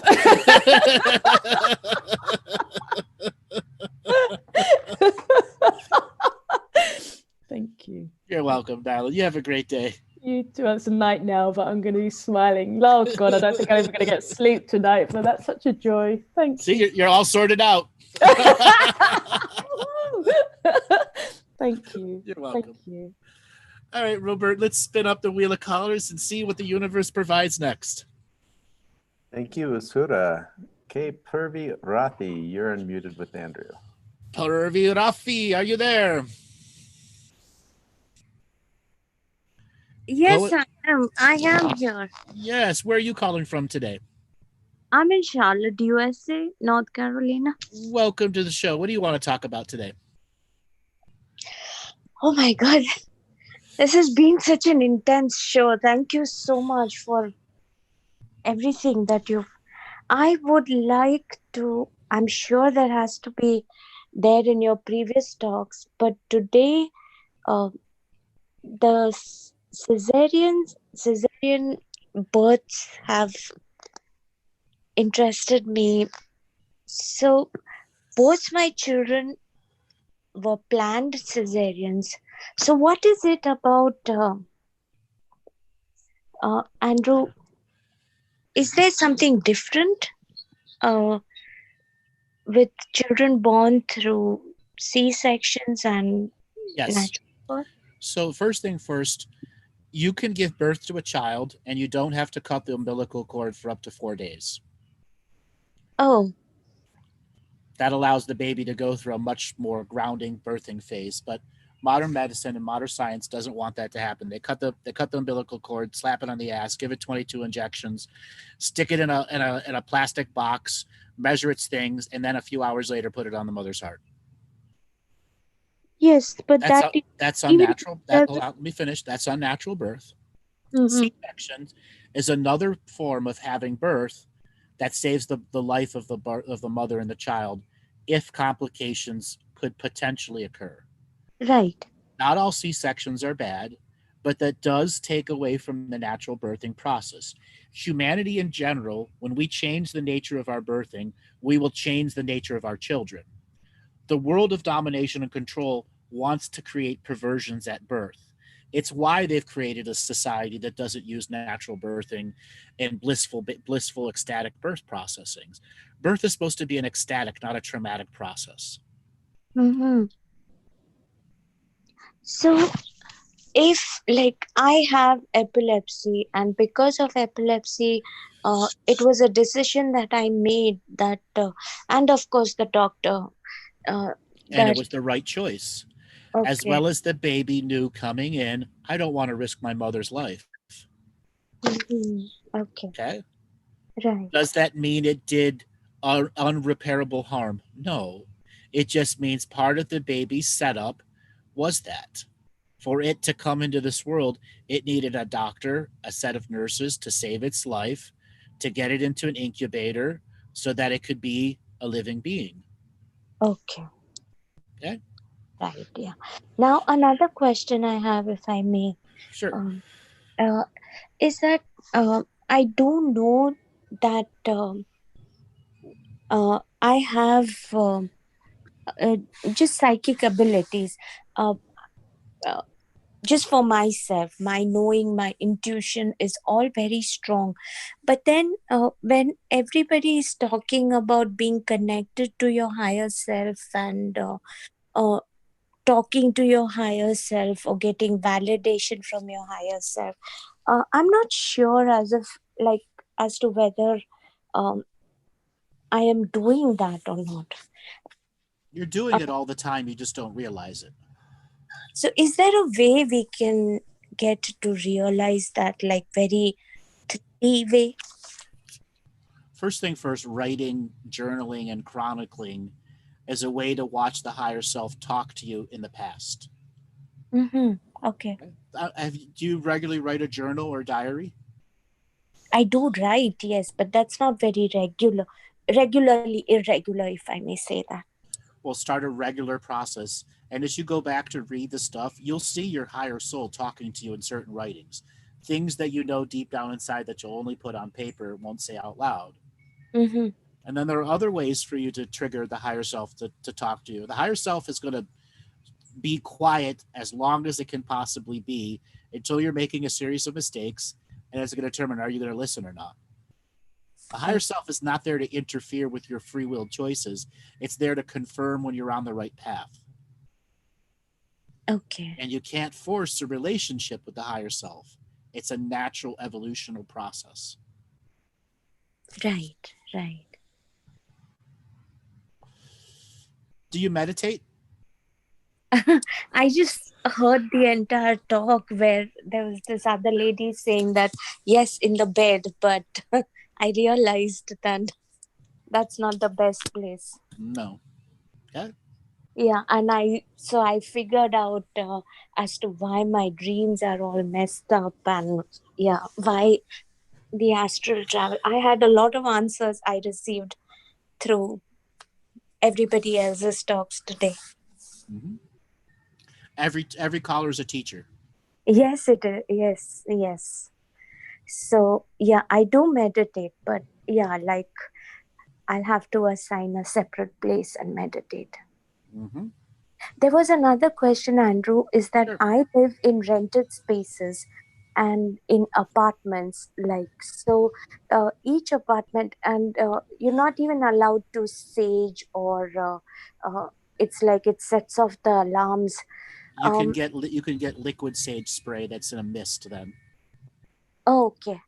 So I'm going to be moving to a new apartment, and I know for myself in the past 4 years is that many people have lived and changed. And so what are the best things that you could suggest for me to do? Okay, so when you go in there, clean the apartment top to bottom. Okay. And while you're doing it, you can play any of the contract revocations that you've recorded if you've done that. Mm-hmm. You can read them to the space and begin to bless it that your presence is coming there, and you're not inviting the presence of other people who have lived there to be there anymore. You're defining and imprinting upon this space. Okay. You can add all sorts of essential oils to the cleaning products. You know, again, you can use sage spray instead of mist. You can also put a pot of water on the stove and start boiling water so it makes steam, and ahead of time put a few hours of prayer into the water so that it steams up the house. There's all sorts of MacGyver-y ways. Are you familiar with the TV show MacGyver? No. Can you spell it for me, please? MacGuyver. It's a 1980s show where this guy figured out how to do strange and unusual things, like with a pen and a paper clip open a bank safe. Okay. It's basically a shortcut way of doing things. Rig it. Anybody can do it. Okay? Mm-hmm. There's always a shortcut in the shamaning way that doesn't take away from the energy. Okay? Oh, okay, yes. Just because it's not burning sage doesn't mean you can't clear the space. You can. Right, yes. Okay? Yeah. Okay. Thank you, Andrew. Go to each spot of the room, not just vacuum, wash the walls down. And while you're doing it, sing, hum, dance, harmonize, be joyful. And say, I'm clearing out the negative energies of the old people, places, or things. You're no longer allowed in here. This is my place, my space, my energy now. Right. And so for meditation, if like I do have a pyramid that it's like it's PVC pipes that I got because installing a copper pyramid was not feasible, so I got PVC pipes. Would it make a lot of difference, or is it recommended or not recommended that the dimensions be absolutely correct for the pyramid? Actually, they do make a difference if the dimensions are correct or not. Okay. So if they're off, what is it going to do? Well, you're going to be working with energies that aren't the correct pyramidal place. Now, the cool thing about PVC is you can bend it to get to the right space. Right. Yes. And what you can do, the hollow tubes, you can fill that up with little crystal pieces. Oh, yes. Yes. Okay? Yeah. So plastic is fine. It is the shape. It is the shape that makes the difference. Okay? Okay. Yes. The shape and the dimensions, right? Mm-hmm. Okay. And you can look those up online and get a little thing to measure it too. Yeah, right. Is there anything that you can say about me, like just before I give someone else the chance? Let me think. I know we've talked before. We had a private session. Yes, we did. Yes. Yeah, we talked about you doing hypnotherapy, and you're going to start doing. Are you doing any online psychology sessions yet? Yes, I have started. I have one patient right now, and she's doing really well. Yes. How is that helping you restarting that career? I plan to go back home to India soon, as soon as all this settles down, and I have my space and everything, but now everything's been put on hold.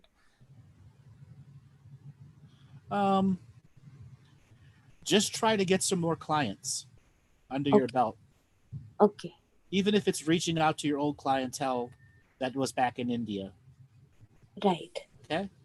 And, if you're having technology funds, talk to your son and help him fill it out and pay him $20. Wow. Okay. Remember that. Okay. Yes.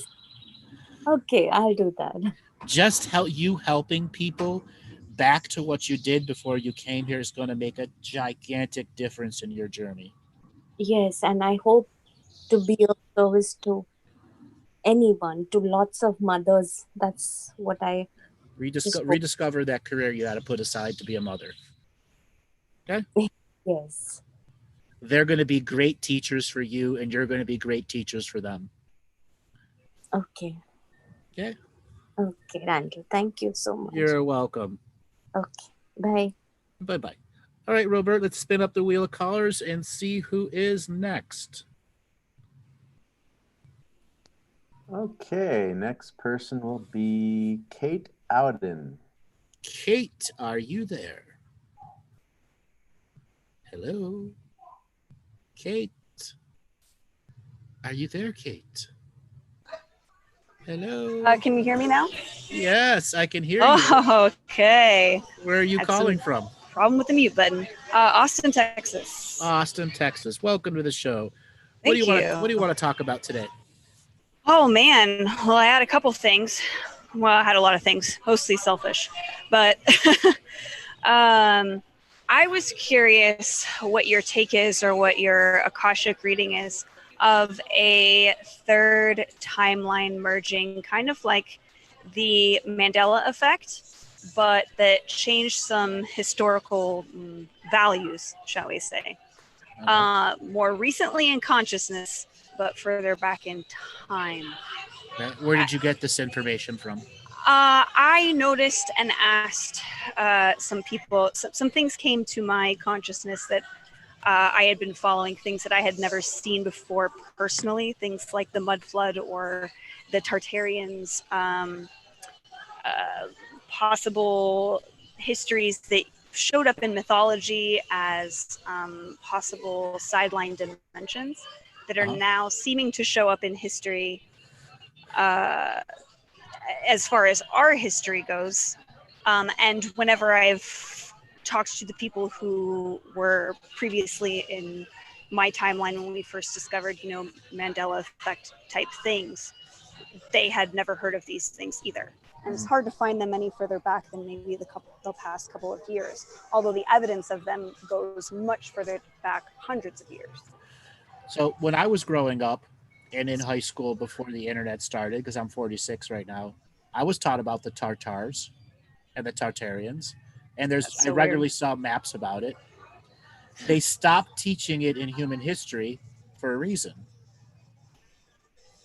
and it became its own Mandela effect. Interesting. Okay. Now, when it comes to Mandela effects and whole generations being written out of history, they have this odd capacity to just not die out.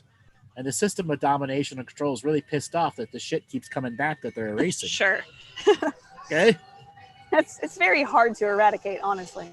You're right. It is. From an energetic standpoint, that's just right. Just trying to convince people not to think about it isn't exactly the best way to get rid of it in history. Right. Or and keep it from popping back up. You know what the Chinese are doing? If you don't like our history, you can be in our organ donor camps. Oh yes, we're gonna forget all about it right now, huh? Right. Right. I'm absolutely going to choose to join that portal. Exactly. I'll jump straight through that hoop. Look at this new reality I'm in. Exactly. And that metaphor is what has been going on in history for thousands of years. Right. Join the organ donor camp. Right. Right. Yeah. All right. So that was one thing that I had. I guess another thing that came up for me, which was interesting. So my son and I, he's 2 years old. He just turned 2. We share these nights where we will wake up around 2:30 or 3 o'clock in the morning and try as hard as we may. We can't go to sleep until 5 o'clock in the morning again. And it doesn't happen super, super often, but it does happen once every 6 to 8 weeks or so. Mm-hmm. I was just curious if you had any insight into that, because it was super strange. It just happened again last night, which it hadn't happened in a while. I don't know. So I don't even know if it matters. It's a combination of the city that you're living in, the energies that your immediate family is going through, as well as the how do I put this? The lack of solar flares that we're having right now. Okay? Right now, we're in our solar minimum. Yeah. And the Earth is creating its own magnetic field or Schumann resonance at a higher state and at certain levels of fluctuations, which is beginning to make people sleepless. Even though you're supposed to be asleep during the highest peaks of the Schumann resonance so you can get into the deepest dream states. Okay? So my best advice for you is to get a cup of sleepy dreamtime tea. As soon as you guys realize that you're awake, take some sleepy dreamtime tea and try to go back to sleep or reach that nap stage. Also, Yeah. are you familiar with the stuff that's inside chicken called turkey called tryptophan? Yeah, tryptophan. You can go buy those pills, and as soon as you think you're going to be awake a long time, take a tryptophan pill. It'll be the greatest Nice. power nap you've ever had. That sounds wonderful. Okay? Because you're Absolutely. supposed to be asleep during those times. Yeah. Conversely, when you wait, if you're a regular magical practitioner and you're beginning to wake up at 3 o'clock in the morning, there is some magical work you're supposed to do. That is when the veil between two worlds is the thinnest. Yeah, it's thin. And that's when prayers and magical work can be the most effective too. Mm-hmm. Yeah, my problem is always that the night is when I'm most awake, and I don't get my deepest sleep until the morning hours, whenever the light starts coming up. Or in general, I have a non-24. So I stay awake longer and I sleep longer, but I don't do it in 24-hour cycles. Is that because makes it is that because hard. Is that because of your job? Not necessarily. I do have jobs that continue late into the night, but I have jobs that continue late into the night because I have a non-24 late hour. I did it as a kid. Even as a kid, the entire house would be asleep and I would be awake until 1 or 2 o'clock in the morning as like a 6, 7, 8-year-old kid. Always trying to. I was the same didn't. way. I was Yeah, the same just way. You gotta try to change that. Yeah. I try and move with it and try to change. Sometimes it's easier than others. Right now, having a toddler doesn't make it so easy. So I'm more so on his schedule than anything. Right. But, for myself, I'll do that more later. What kind of jobs do you do? A couple. I'm a DJ. So I play music at clubs nationwide. I also am a singer-songwriter artist, and I also am an entrepreneur, work in marketing and small business. Previously, I was a race car driver and a professional poker player. Just, I'm a weird one. I think you're cool as hell. Thanks. A DJ race car poker player. Jesus Christ. I never really fit social constraints very well. Kind of was like, well, being employed sounds dumb. I'm gonna be a race car driver. What kind of cars did you race? What kind of cars did you race? I was one of the first female drifters in America. So I actually was a drifter. I started out racing imports, Civics and whatnot. And then I moved into Nissans and rear-wheel drive cars when I got into drifting and stunt driving and whatnot. Mm-hmm. I did a bit of drifting also. I had a 94 Integra with 27 pounds of turbo boost. Yeah, that's amazing. And before that, I had 72.5 Camaro was set up for 10 seconds. How did I know? Yeah, I knew there was gonna be a domestic in there. Yes, I had a monster truck too. Yeah, you did. Yes. Wow. Yeah, 89. I'm not surprised. 89 actually, Ram at all. Charger with 54-inch wheels. Yeah, 10-inch. Yeah. See, But I'm actually more surprised about the Integra than any of the other things. That was my last real race car, and then I became a limo driver. Oh, yeah, it happens to the best of us, man. Yeah. That's what we do. We get conned into real jobs. Yep. I loved my Integra. I had that car for 16 years. Oh. Put 389,000 miles on it, something like that. Oh yeah, they're amazing. Yeah, I put so much money in it, it was ridiculous. That's also what happened. It's so much fun though. They give so much back. Yeah. Well, I have a further question, if I may. Can I ask personally? Yes. I have a personal directional question. I've been getting lots and lots of downloads for the past 8 months or so, major downloads, but also a bit of spinning wheels, which I feel is okay for where I'm at. But I have so many openings, I guess, that I find it hard to choose my direction forward. I try to put my perspective in that which is resonating with my highest possible future. But I still get stuck in my own, 1D, 2D, 3D self. It's like, what am I supposed to do? I was wondering if there's any directional guidance, I guess, in that way, or anything that you pick up specifically. Okay. So I want you to get into the race car driver mode. Okay, feel your hand on the clutch, your hand on the wheel. Getting ready to go really fast. That is the state of being you have to be in if you want to start solving problems in your life. My favorite. Okay. Right now, what is the biggest problem in your life you've been avoiding?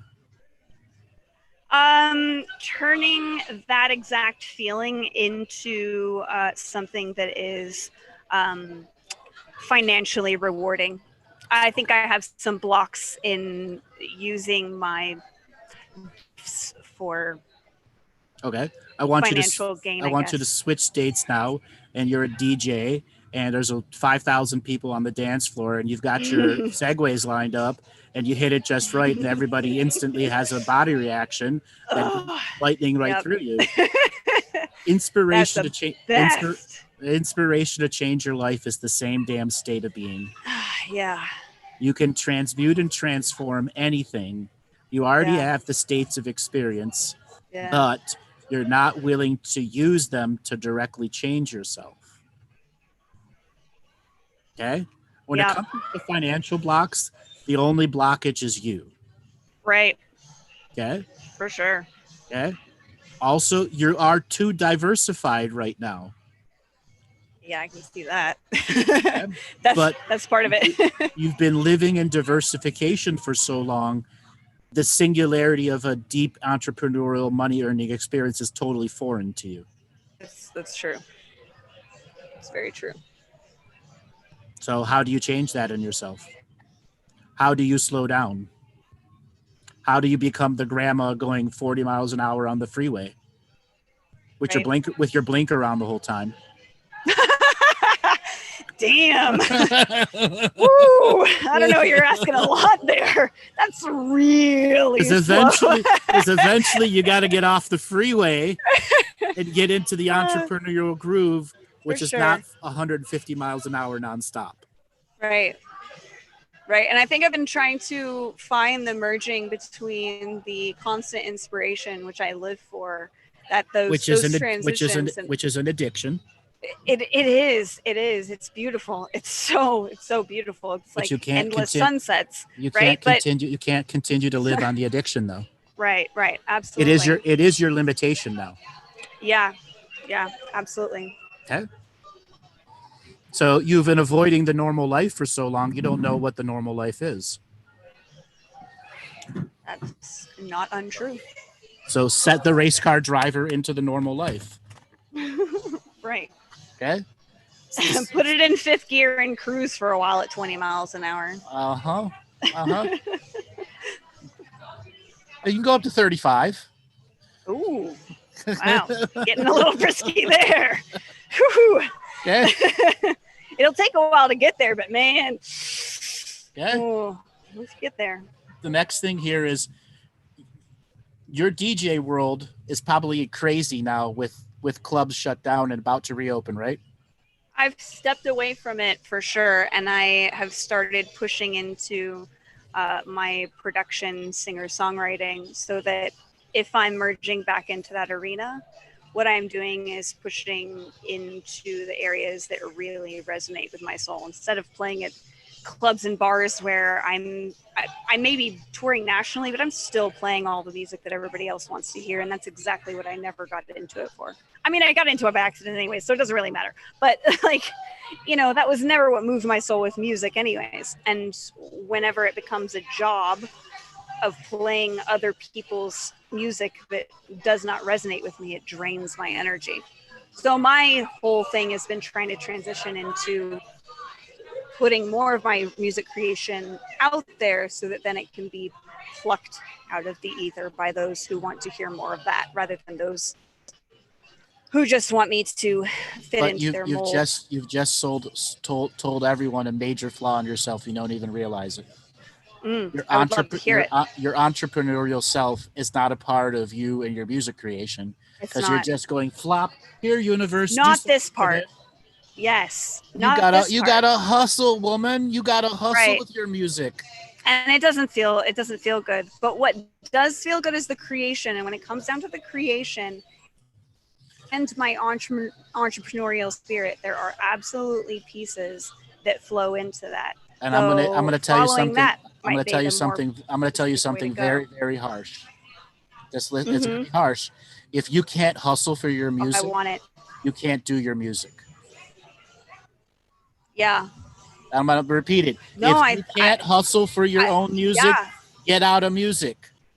Yeah, no, I absolutely 100% agree with that. That resonates as absolute truth. Why are you afraid to hustle for your own music?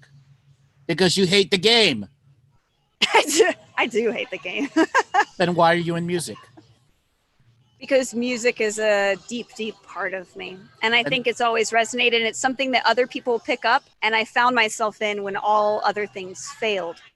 Not because I ever pushed forward into it, but because it was something that was plucked out. Then make it a hobby that benefits you and you alone, and move on with your entrepreneurial life so you can make some money. Yeah, absolutely. Okay? If you're touring nationally, you're heads and tails above all the other DJs out there. Right. Just tour nationally. Hustle for your national tours.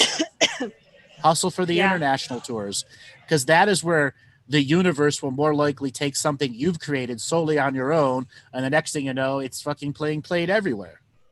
Right. Okay. Right. You got to hustle. Maybe you need to make your own hustle song. Maybe so. Okay. Maybe so. Okay. Start off with a race car noise. Oh my gosh, that's one of my favorite things in the world. I layer freaking race car and like drifting over my songs. It's my favorite thing in the world to do. Okay. That's some real energy right there. Yeah, it is. Breaking some tires loose. There's a whole lot of boys from music. There's a whole lot of boys from the South that you're their woman. Okay. Oh yeah. Right.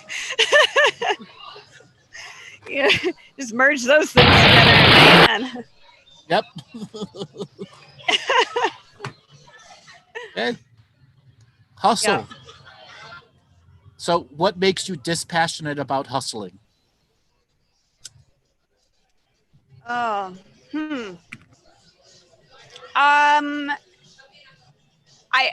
know what? If I was going to be insightful about myself, about being dispassionate about hustling, I would think that it was probably more so a mirror of a fear of success being held to a certain standard. That if I hustle now and get to X point, that is expected. So anything that I naturally get to without trying is totally fine because I didn't try to get there. Mm-hmm. And so I'm not holding myself responsible, or nobody else is holding me responsible. And that's the rebel still running your life. Yeah, it is. So you think you're ready to retire? Oh.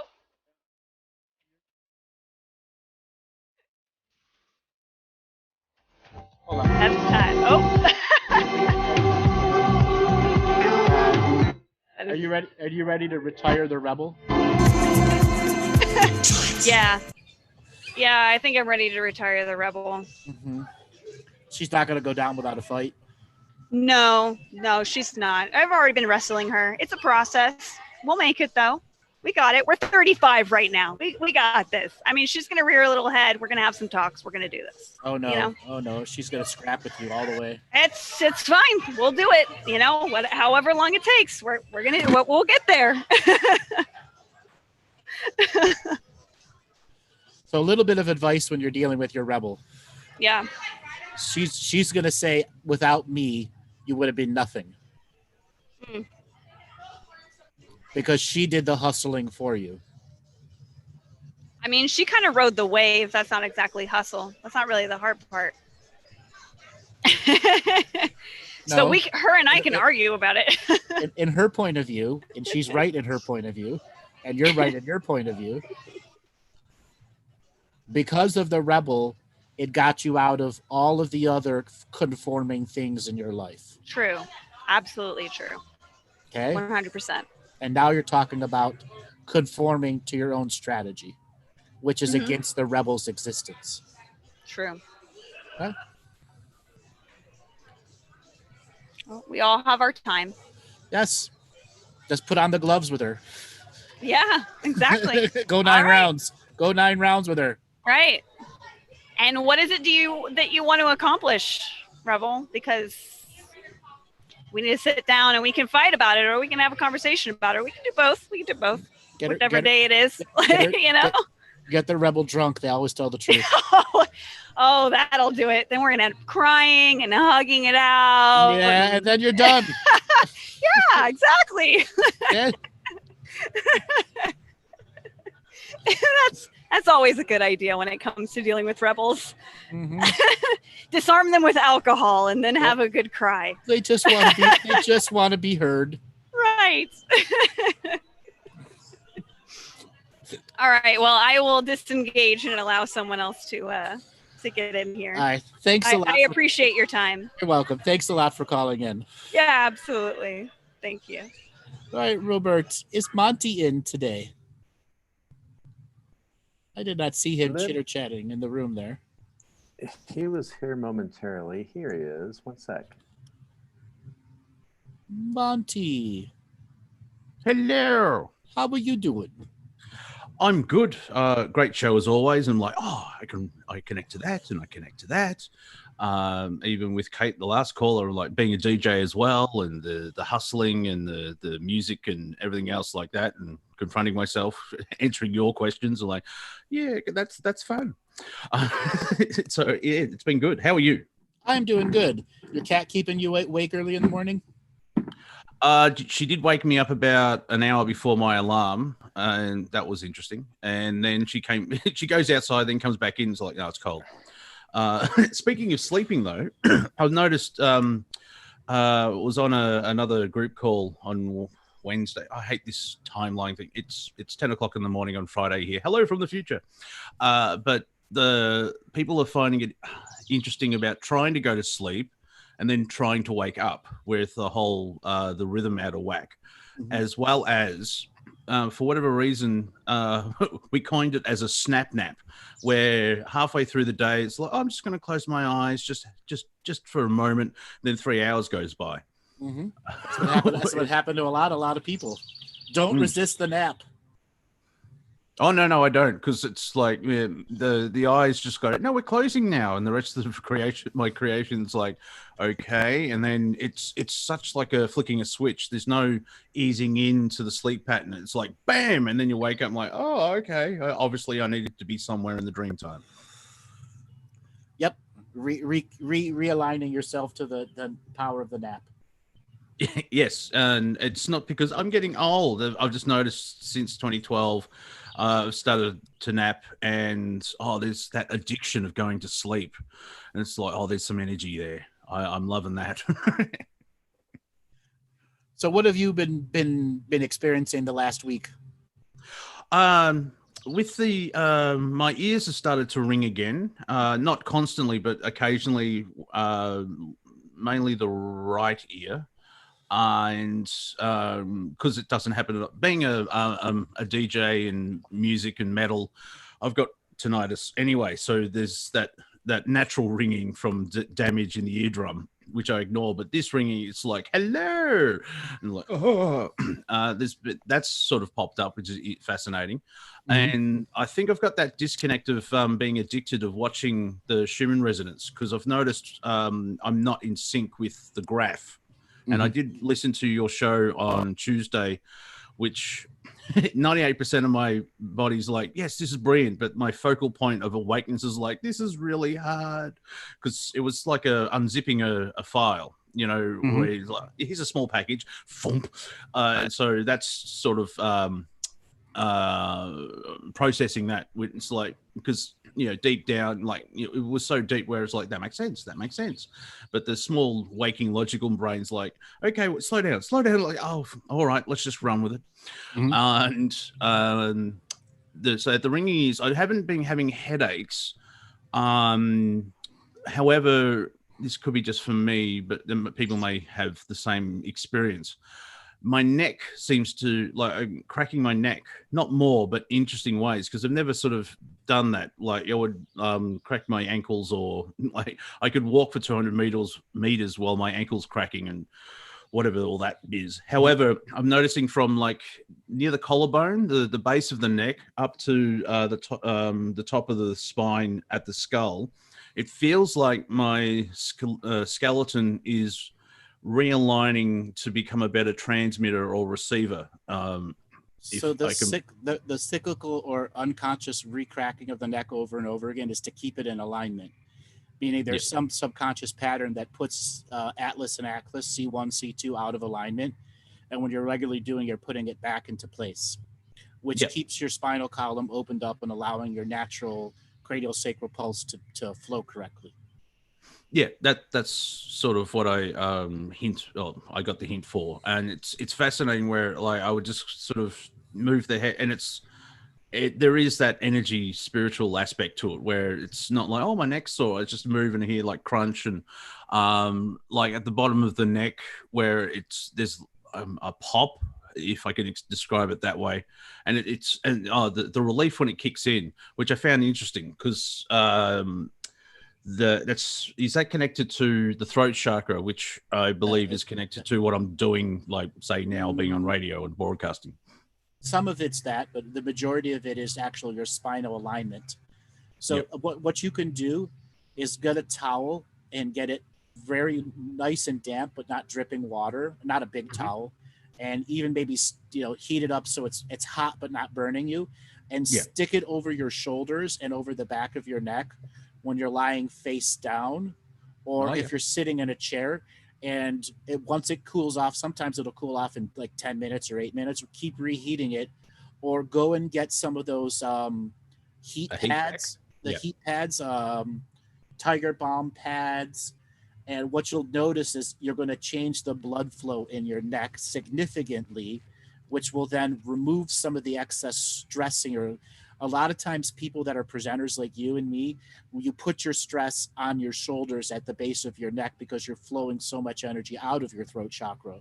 And then those supporting structures have a weakness to them, which is holding excess stress or holding a body posture position so you can speak for long periods of time. Yeah, that makes sense.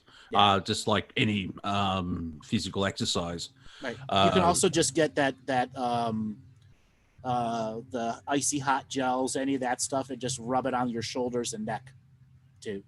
Yeah, like DP or whatever. Yeah, whatever DP, icy hot, whatever. Yeah. Okay. And you'll begin to notice that huge changes in the way you think, especially when you got to be on the spot thinking. Oh, good. That will help out with the comedy show. Yeah. Because it's not that moment of doubt, but there's that pause of mini blocks type thing. So it's I get it. Santo, it won't be dangerous for me to think. Thank you very much.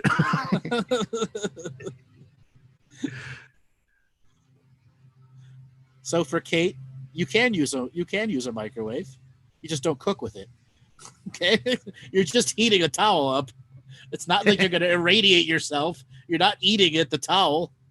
Yeah, I got rid of my microwave because I realized I'm using it as a clock. I'm like, really? That's a big clock. I don't see why My microwave was a clock for the longest time too.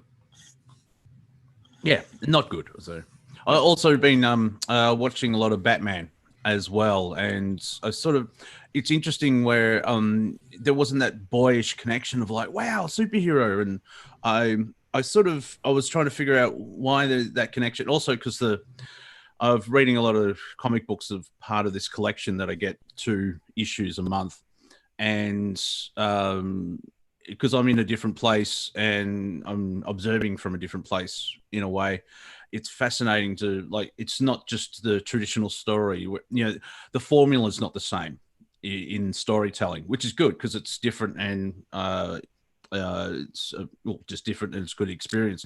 But I didn't. So last night I was thinking, well, what is this fascination I have with Batman? And it's because I don't want to be Batman. Because if I see his parents get killed one more time, like every friggin' story, like Wayne and Martha get shot. Yes, I know. But I think and be interesting to see what your perspective is, because Batman is flawed and he's dealing with his trauma. I wouldn't recommend it for us. Like, don't for 30 years brood over your parents' death and beat up criminals, because that's not really good therapy. But I think it's watching. Batman is not a good teacher to be enlightened. Yeah, that's what I mean. I think it's the fantasy of it is in a way. It's the reverse. By watching Batman, it's like, oh look, because he tries to bury himself. He really hasn't. He's rich. Is his superpower, and he's in peak performance. Yeah, playboy. Well, there's that as well, of course. But he's like the great detective, and so he's pushing his experience of a human to be nearly 100% on the physical side. He's really fit. He's learned all these forms in martial arts. Like he decodes the Riddler, and I don't think I'll ever write a Riddler story because I have no idea how they come up with all those riddles. Google. Yeah. Oh yeah. A search engine. I'm not. Yeah. Anyway. I'm not sponsored by that evil. Why is Google building a robot? It's a search engine. Anyway, it's for me, it's fascinating to watch as an experience. So it's on a soul level. Don't be Batman, but there's still that thing of he's trying to make the world better. But depending what story you see, he's still affected by his parents' experience. So there's like a trauma lesson in there. Well, there's always a trauma lesson in Batman, because so many of the stories, Batman takes them to justice and doesn't kill them, unless you're watching the Batman where he kills everyone. Oh yeah, the comic books, the pissed off Batman. Yeah. Okay. I did see that one where he takes the Joker. I think the Joker needs hospitalization, and he in the Batmobile they stop in front of a police station, and he finally snaps his neck, and then he turns himself in for killing someone. That's so Batman. Yeah. Because he's fighting with the law versus being a spirit of vengeance. Yeah. And that's a regular theme, becoming the spirit of vengeance.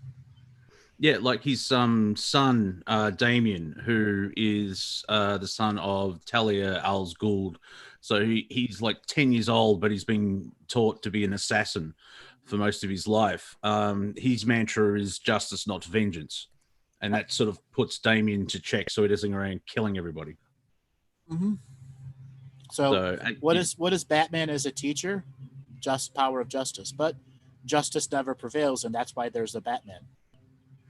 Yeah. There's my war on crime. Well, good luck. My brain goes, well, if we get rid of the central banks, mind you, that wouldn't be a really good Batman. Batman, you're so fucking smart. You can't take out the central banks. Come on. Yeah, I know. All my favorite heroes is like, oh, if they were in this world, it's like there's a small cabal that using energetics and Luciferianism and GMOs and vaccines. Is like, no, it's an evil dictator in South America.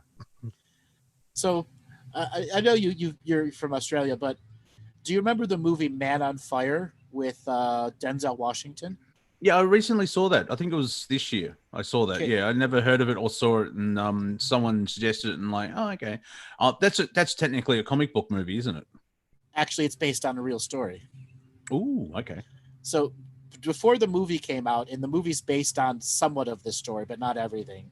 Yeah. All of a sudden, 10 of the most wanted cartel criminals in Mexico suddenly showed up on a sheriff's doorstep outside a sheriff's office. And they were tortured, beaten, abused, and all had videotapes of their confessions.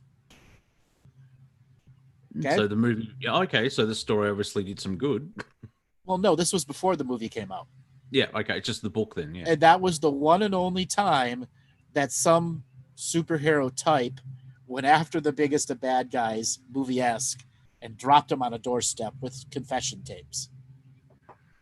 Yeah, because law-wise, the vigilantes and taking Batman. This the way that Batman's written, everything happens. There's this massive synchronicity, and so like in the real world with bunny ears, real world with bunnies, they wouldn't last that long, especially with DNA. Like when Batman bleeds, like unless he changes his Bruce Wayne sample, it's easy to find out who the Batman is. Right. Now, the something is, I always wondered, like, they know who all the bad guys are, and we've had all these movies. Why isn't anyone going and whacking off the bad guys? Well, is that because they've got like a dead man switch? No. Ooh. This is a separation of. I'm not saying anyone to do violence here. Oh, yeah. I'm making an association. Yeah. If movies and violence do program, why don't we have the local street guys getting whacked all the time by vigilantes? Why don't we have the banksters getting shot at, like in Assault on Wall Street? Okay, remember that movie? Yeah. Well, it sort of answers the question of like that isn't happening. No, we've got school shootings versus going after the obvious bad guys. Yeah, well, yeah, like with the New World Order coming in allegedly, and they keep making movies like The Hunger Games or Star Wars. This whole small band of rebels against authority. Like, how are you going to have that type of entertainment while everyone's under the jackboot of for 1,000 years? Nobody's whacked off the top central bankers. Not even an attempt on their lives. No. Fear. There goes movie doesn't program us, does it? No. We live vicariously through the movies. Well, yeah. Is there a way of like we've done? Oh, okay. You want to see me? Yeah, we have to do this the Lost show, Andrew. I want to shave my beard. It's itchy. Like I remember Bashar, the channel entity, not the guy from Syria, saying that there won't be a pole shift because a lot of people saw 2012, and on a soul level they've gone, well, that movie's crap. I don't want that to happen. I've said the same thing. There is going to be no pole shift. Yeah. So I don't know if he's piggyback on that, but I use that sort of as an analogy. If a certain guest comes on my roundtable, I allow them to share their idea, and then people hear it and go, no, they don't give energy into it, and so they can, because they've heard the idea and say, not for us, and it loses its power and drops off. Yeah. So about the TV show Lost. So let's take a poll out here. How many people listening to this radio show right now have watched the TV show Lost?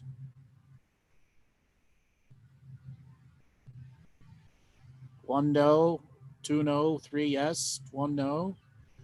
Okay, for all of you that are saying no, you need to go and watch this show. There is a lot of disclosure in the TV series Lost.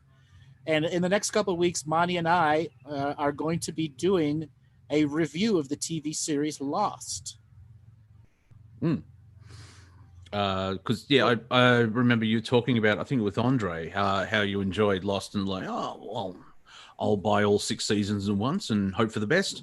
And it's you can see why it's one of the most popular TV shows in history. The way it was writing, and as Andrew has pointed out to me, the good thing is if you watch it now, you don't have to wait a week or 6 months or a year for a cliffhanger to resolve. Yes. Because let me tell you, when I was watching it live, I was so mad at the end of some of these half-season cliffhangers or season-long cliffhangers. We had to wait a year for another fucking episode. Oh, yeah. So a couple of weeks ago, you said you were rewatching the show Lost, and you said you want to do a review of it, and I went and re-binged and watched all of it again. And I think it's time for us to do a good review on Lost. And because there's a lot of things that apply directly today to people's own personal awakening. And then the nature of the writing is just outstanding as a TV series. Yeah. yeah, because I was watching, going, "Oh, hang on, that you can lead that into that and that into that," and also careful, it is addictive because it's J.J. Abrams and he's got his mystery box, and you want an answer to the question, and there is an answer. It depends if you like it or not, and there's still questions, of course, because Hollywood, but that's what we'll probably talk about on the show. Yes. So for all of you that have watched Lost, shake your memory like an Etch-a-Sketch and remember all those cool things that were on there. Okay? So we are going to be covering it here. I think we're going to do our first recording on Friday or this Friday. That's off air. We're not going to do it on air. Mm-hmm. And then we're going to put together a live and a pre-recorded show because it's not something you can just do and cover 6 seasons in 2 hours. Yeah, it's impossible. It'll be our own mini series. Right, it could be our own mini series, and then all the different relations we can rate to modern history, modern society, and what we're going through, and a part of the Great Awakening that each and every one of us are going through. Yeah, that's and then there's an element of that's why it resonated with a lot of people as well. Similar to Star Wars, people have connected it to past history and or galactic history as well. I think it's mainly because George Lucas just decided to have psychological underpinnings using archetypes, which is probably why the modern day Star Wars doesn't work that well. So Santo asked this question: what value does watching Lost bring? If everybody watched Lost, what would change? You would all become Losties. Well, that's true. And yes, I am assigning homework. You all, if you can, go out and watch the TV series, all 6 episodes of Lost, and prepare yourself for the show that Monty and I will be doing on the TV series Lost. Yes, because the first episode of us doing it will be. There are going to be spoilers. That's why we're doing the show, doing our show, and it would be better for you people to actually watch the material, so then we can talk about it. If you go in because you have no idea what we're talking about, and it would look like a clusterfuck if you have never seen it. It's like, what? Go back? What? Hang on, they have flash forwards. See, ironically, Lost is not sci-fi. It's a character-driven drama that has paranormal aspects to it. Yes. Okay. Yeah. It's not sci-fi. Most of the show, without giving it away, is them running around in the jungle tracking shit. Yeah, getting captured, getting guns. Yeah, escaping. Character-driven drama. Getting guns. Triangle love affairs and blah. What else was going to? It's gone. It'll come back to me. There's. That's right. Yeah. The thing about also because you can binge watch it, you don't have to spend all that time of not being there, making up theories and like there was websites and forums and everything else like that, making up all this stuff, which the writers would take little bits of and put into the show. A standard rule with Lost: if you didn't see it on screen, it doesn't happen. You have to see it on the screen. That's the way the story works. Mm-hmm. If you don't see it on screen, you're making shit up, basically. Now, something that you go, oh, they probably did this, may turn up 3 seasons later, but that still happened on screen. And now all the people are going, shit, now I have to watch it again. Yes, you do. It's been assigned as homework. All 120 episodes. 42-minute episodes. Yeah, that was good. That, mind you, that just points out how much advertising they have in television. It's like, oh man, well, that's a big post. How are we going to read that?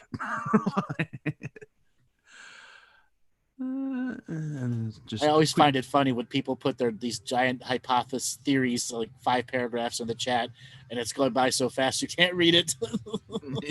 Yeah, all I got out of it was like, vote banana. Exactly, vote banana.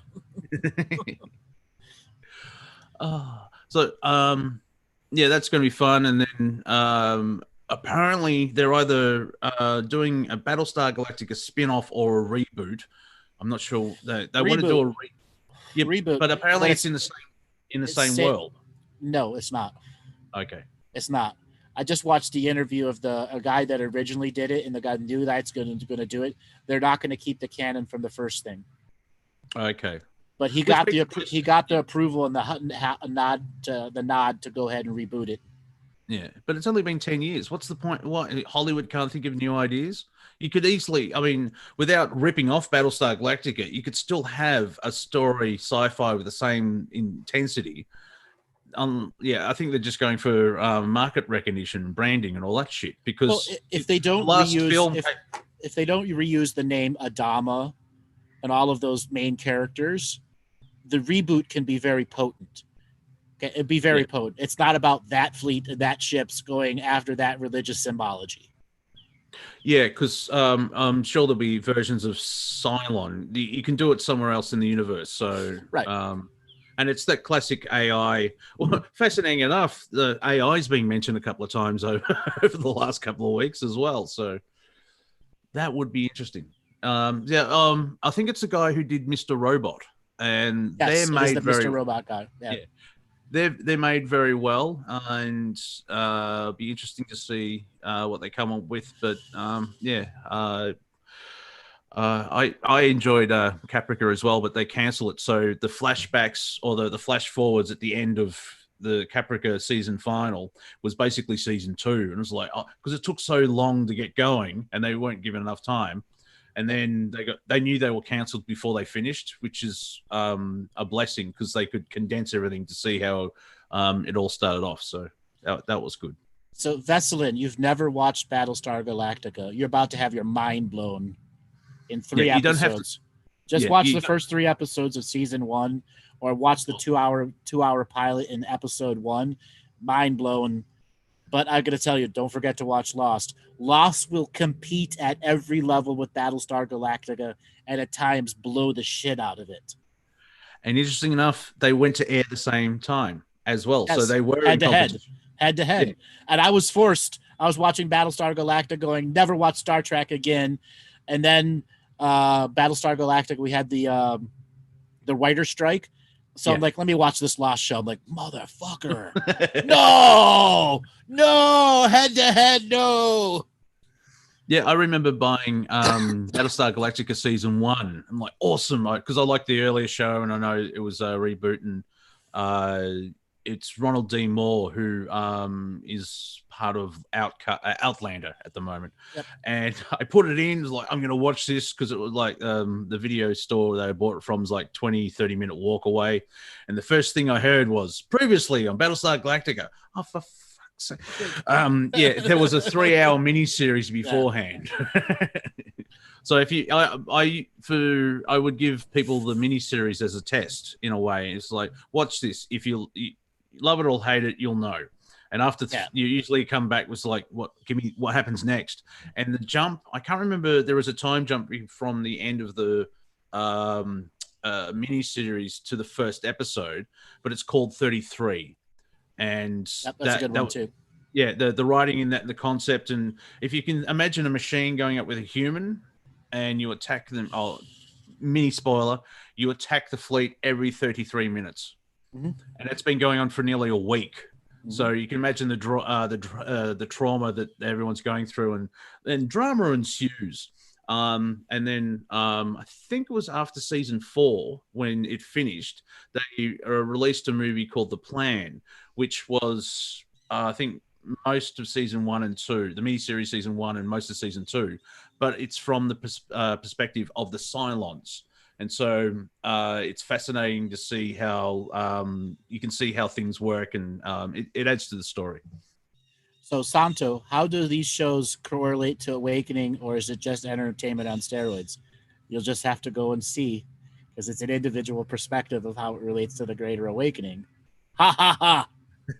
Well, a broad answer would be because we don't actually have to live as Batman or be on the 12 planets where the Cylons, genocide everybody and you're running away. You can see it as a story, and so the ideas are put forward. So it's a false incarnation, if you follow my meaning, where you don't have to go through that experience.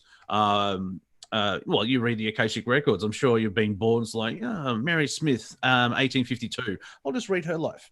Oh, scurvy. I'm glad I didn't do that. You know what I mean? It's like you can see the ideas and how people do it. And then there's that reaction from what you're observing. And with, I guess, from part of the awakening is, I think it was Cryon that said that Star Wars resonated with a lot of people because Alderaan gets blown up, and that happened in the Orion Wars. And so there's that sort of memory trigger. So, Santo, don't judge a book before its cover. It's not entertainment on steroids. I'm going to say that. It is entertainment and isn't entertainment on steroids. It's all about what kind of steroids you're taking. Yeah. And it makes you think, which good stuff does. There's a lot of correlations to what Earth is like and Battlestar Galactica having a reference that can trigger a lot of people into a greater awakening.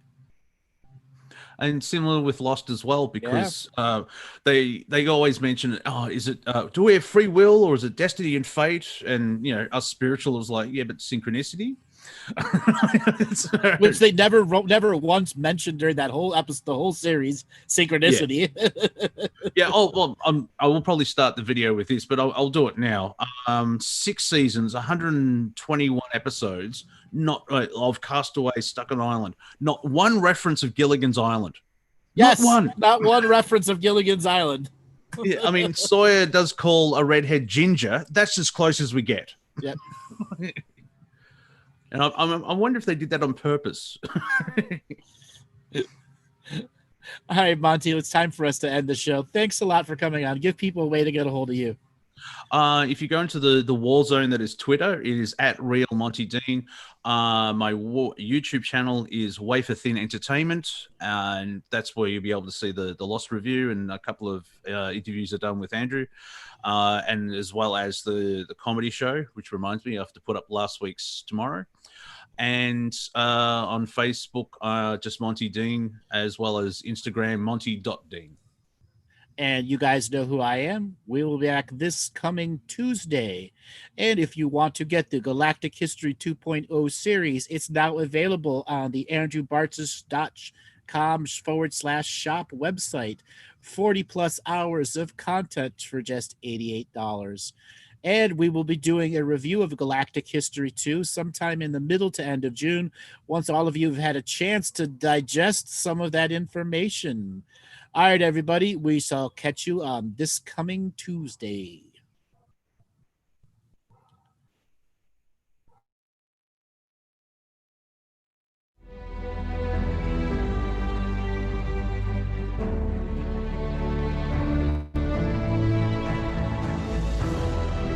Each different bubble of reality is true. A galactic historian is a person that looks at all the lines of dramatic karma. Nudge, nudge, it's the Holy Grail. Improvise. Mysterious.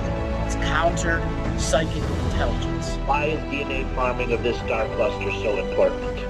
Because we do manifest our reality. We do create our reality.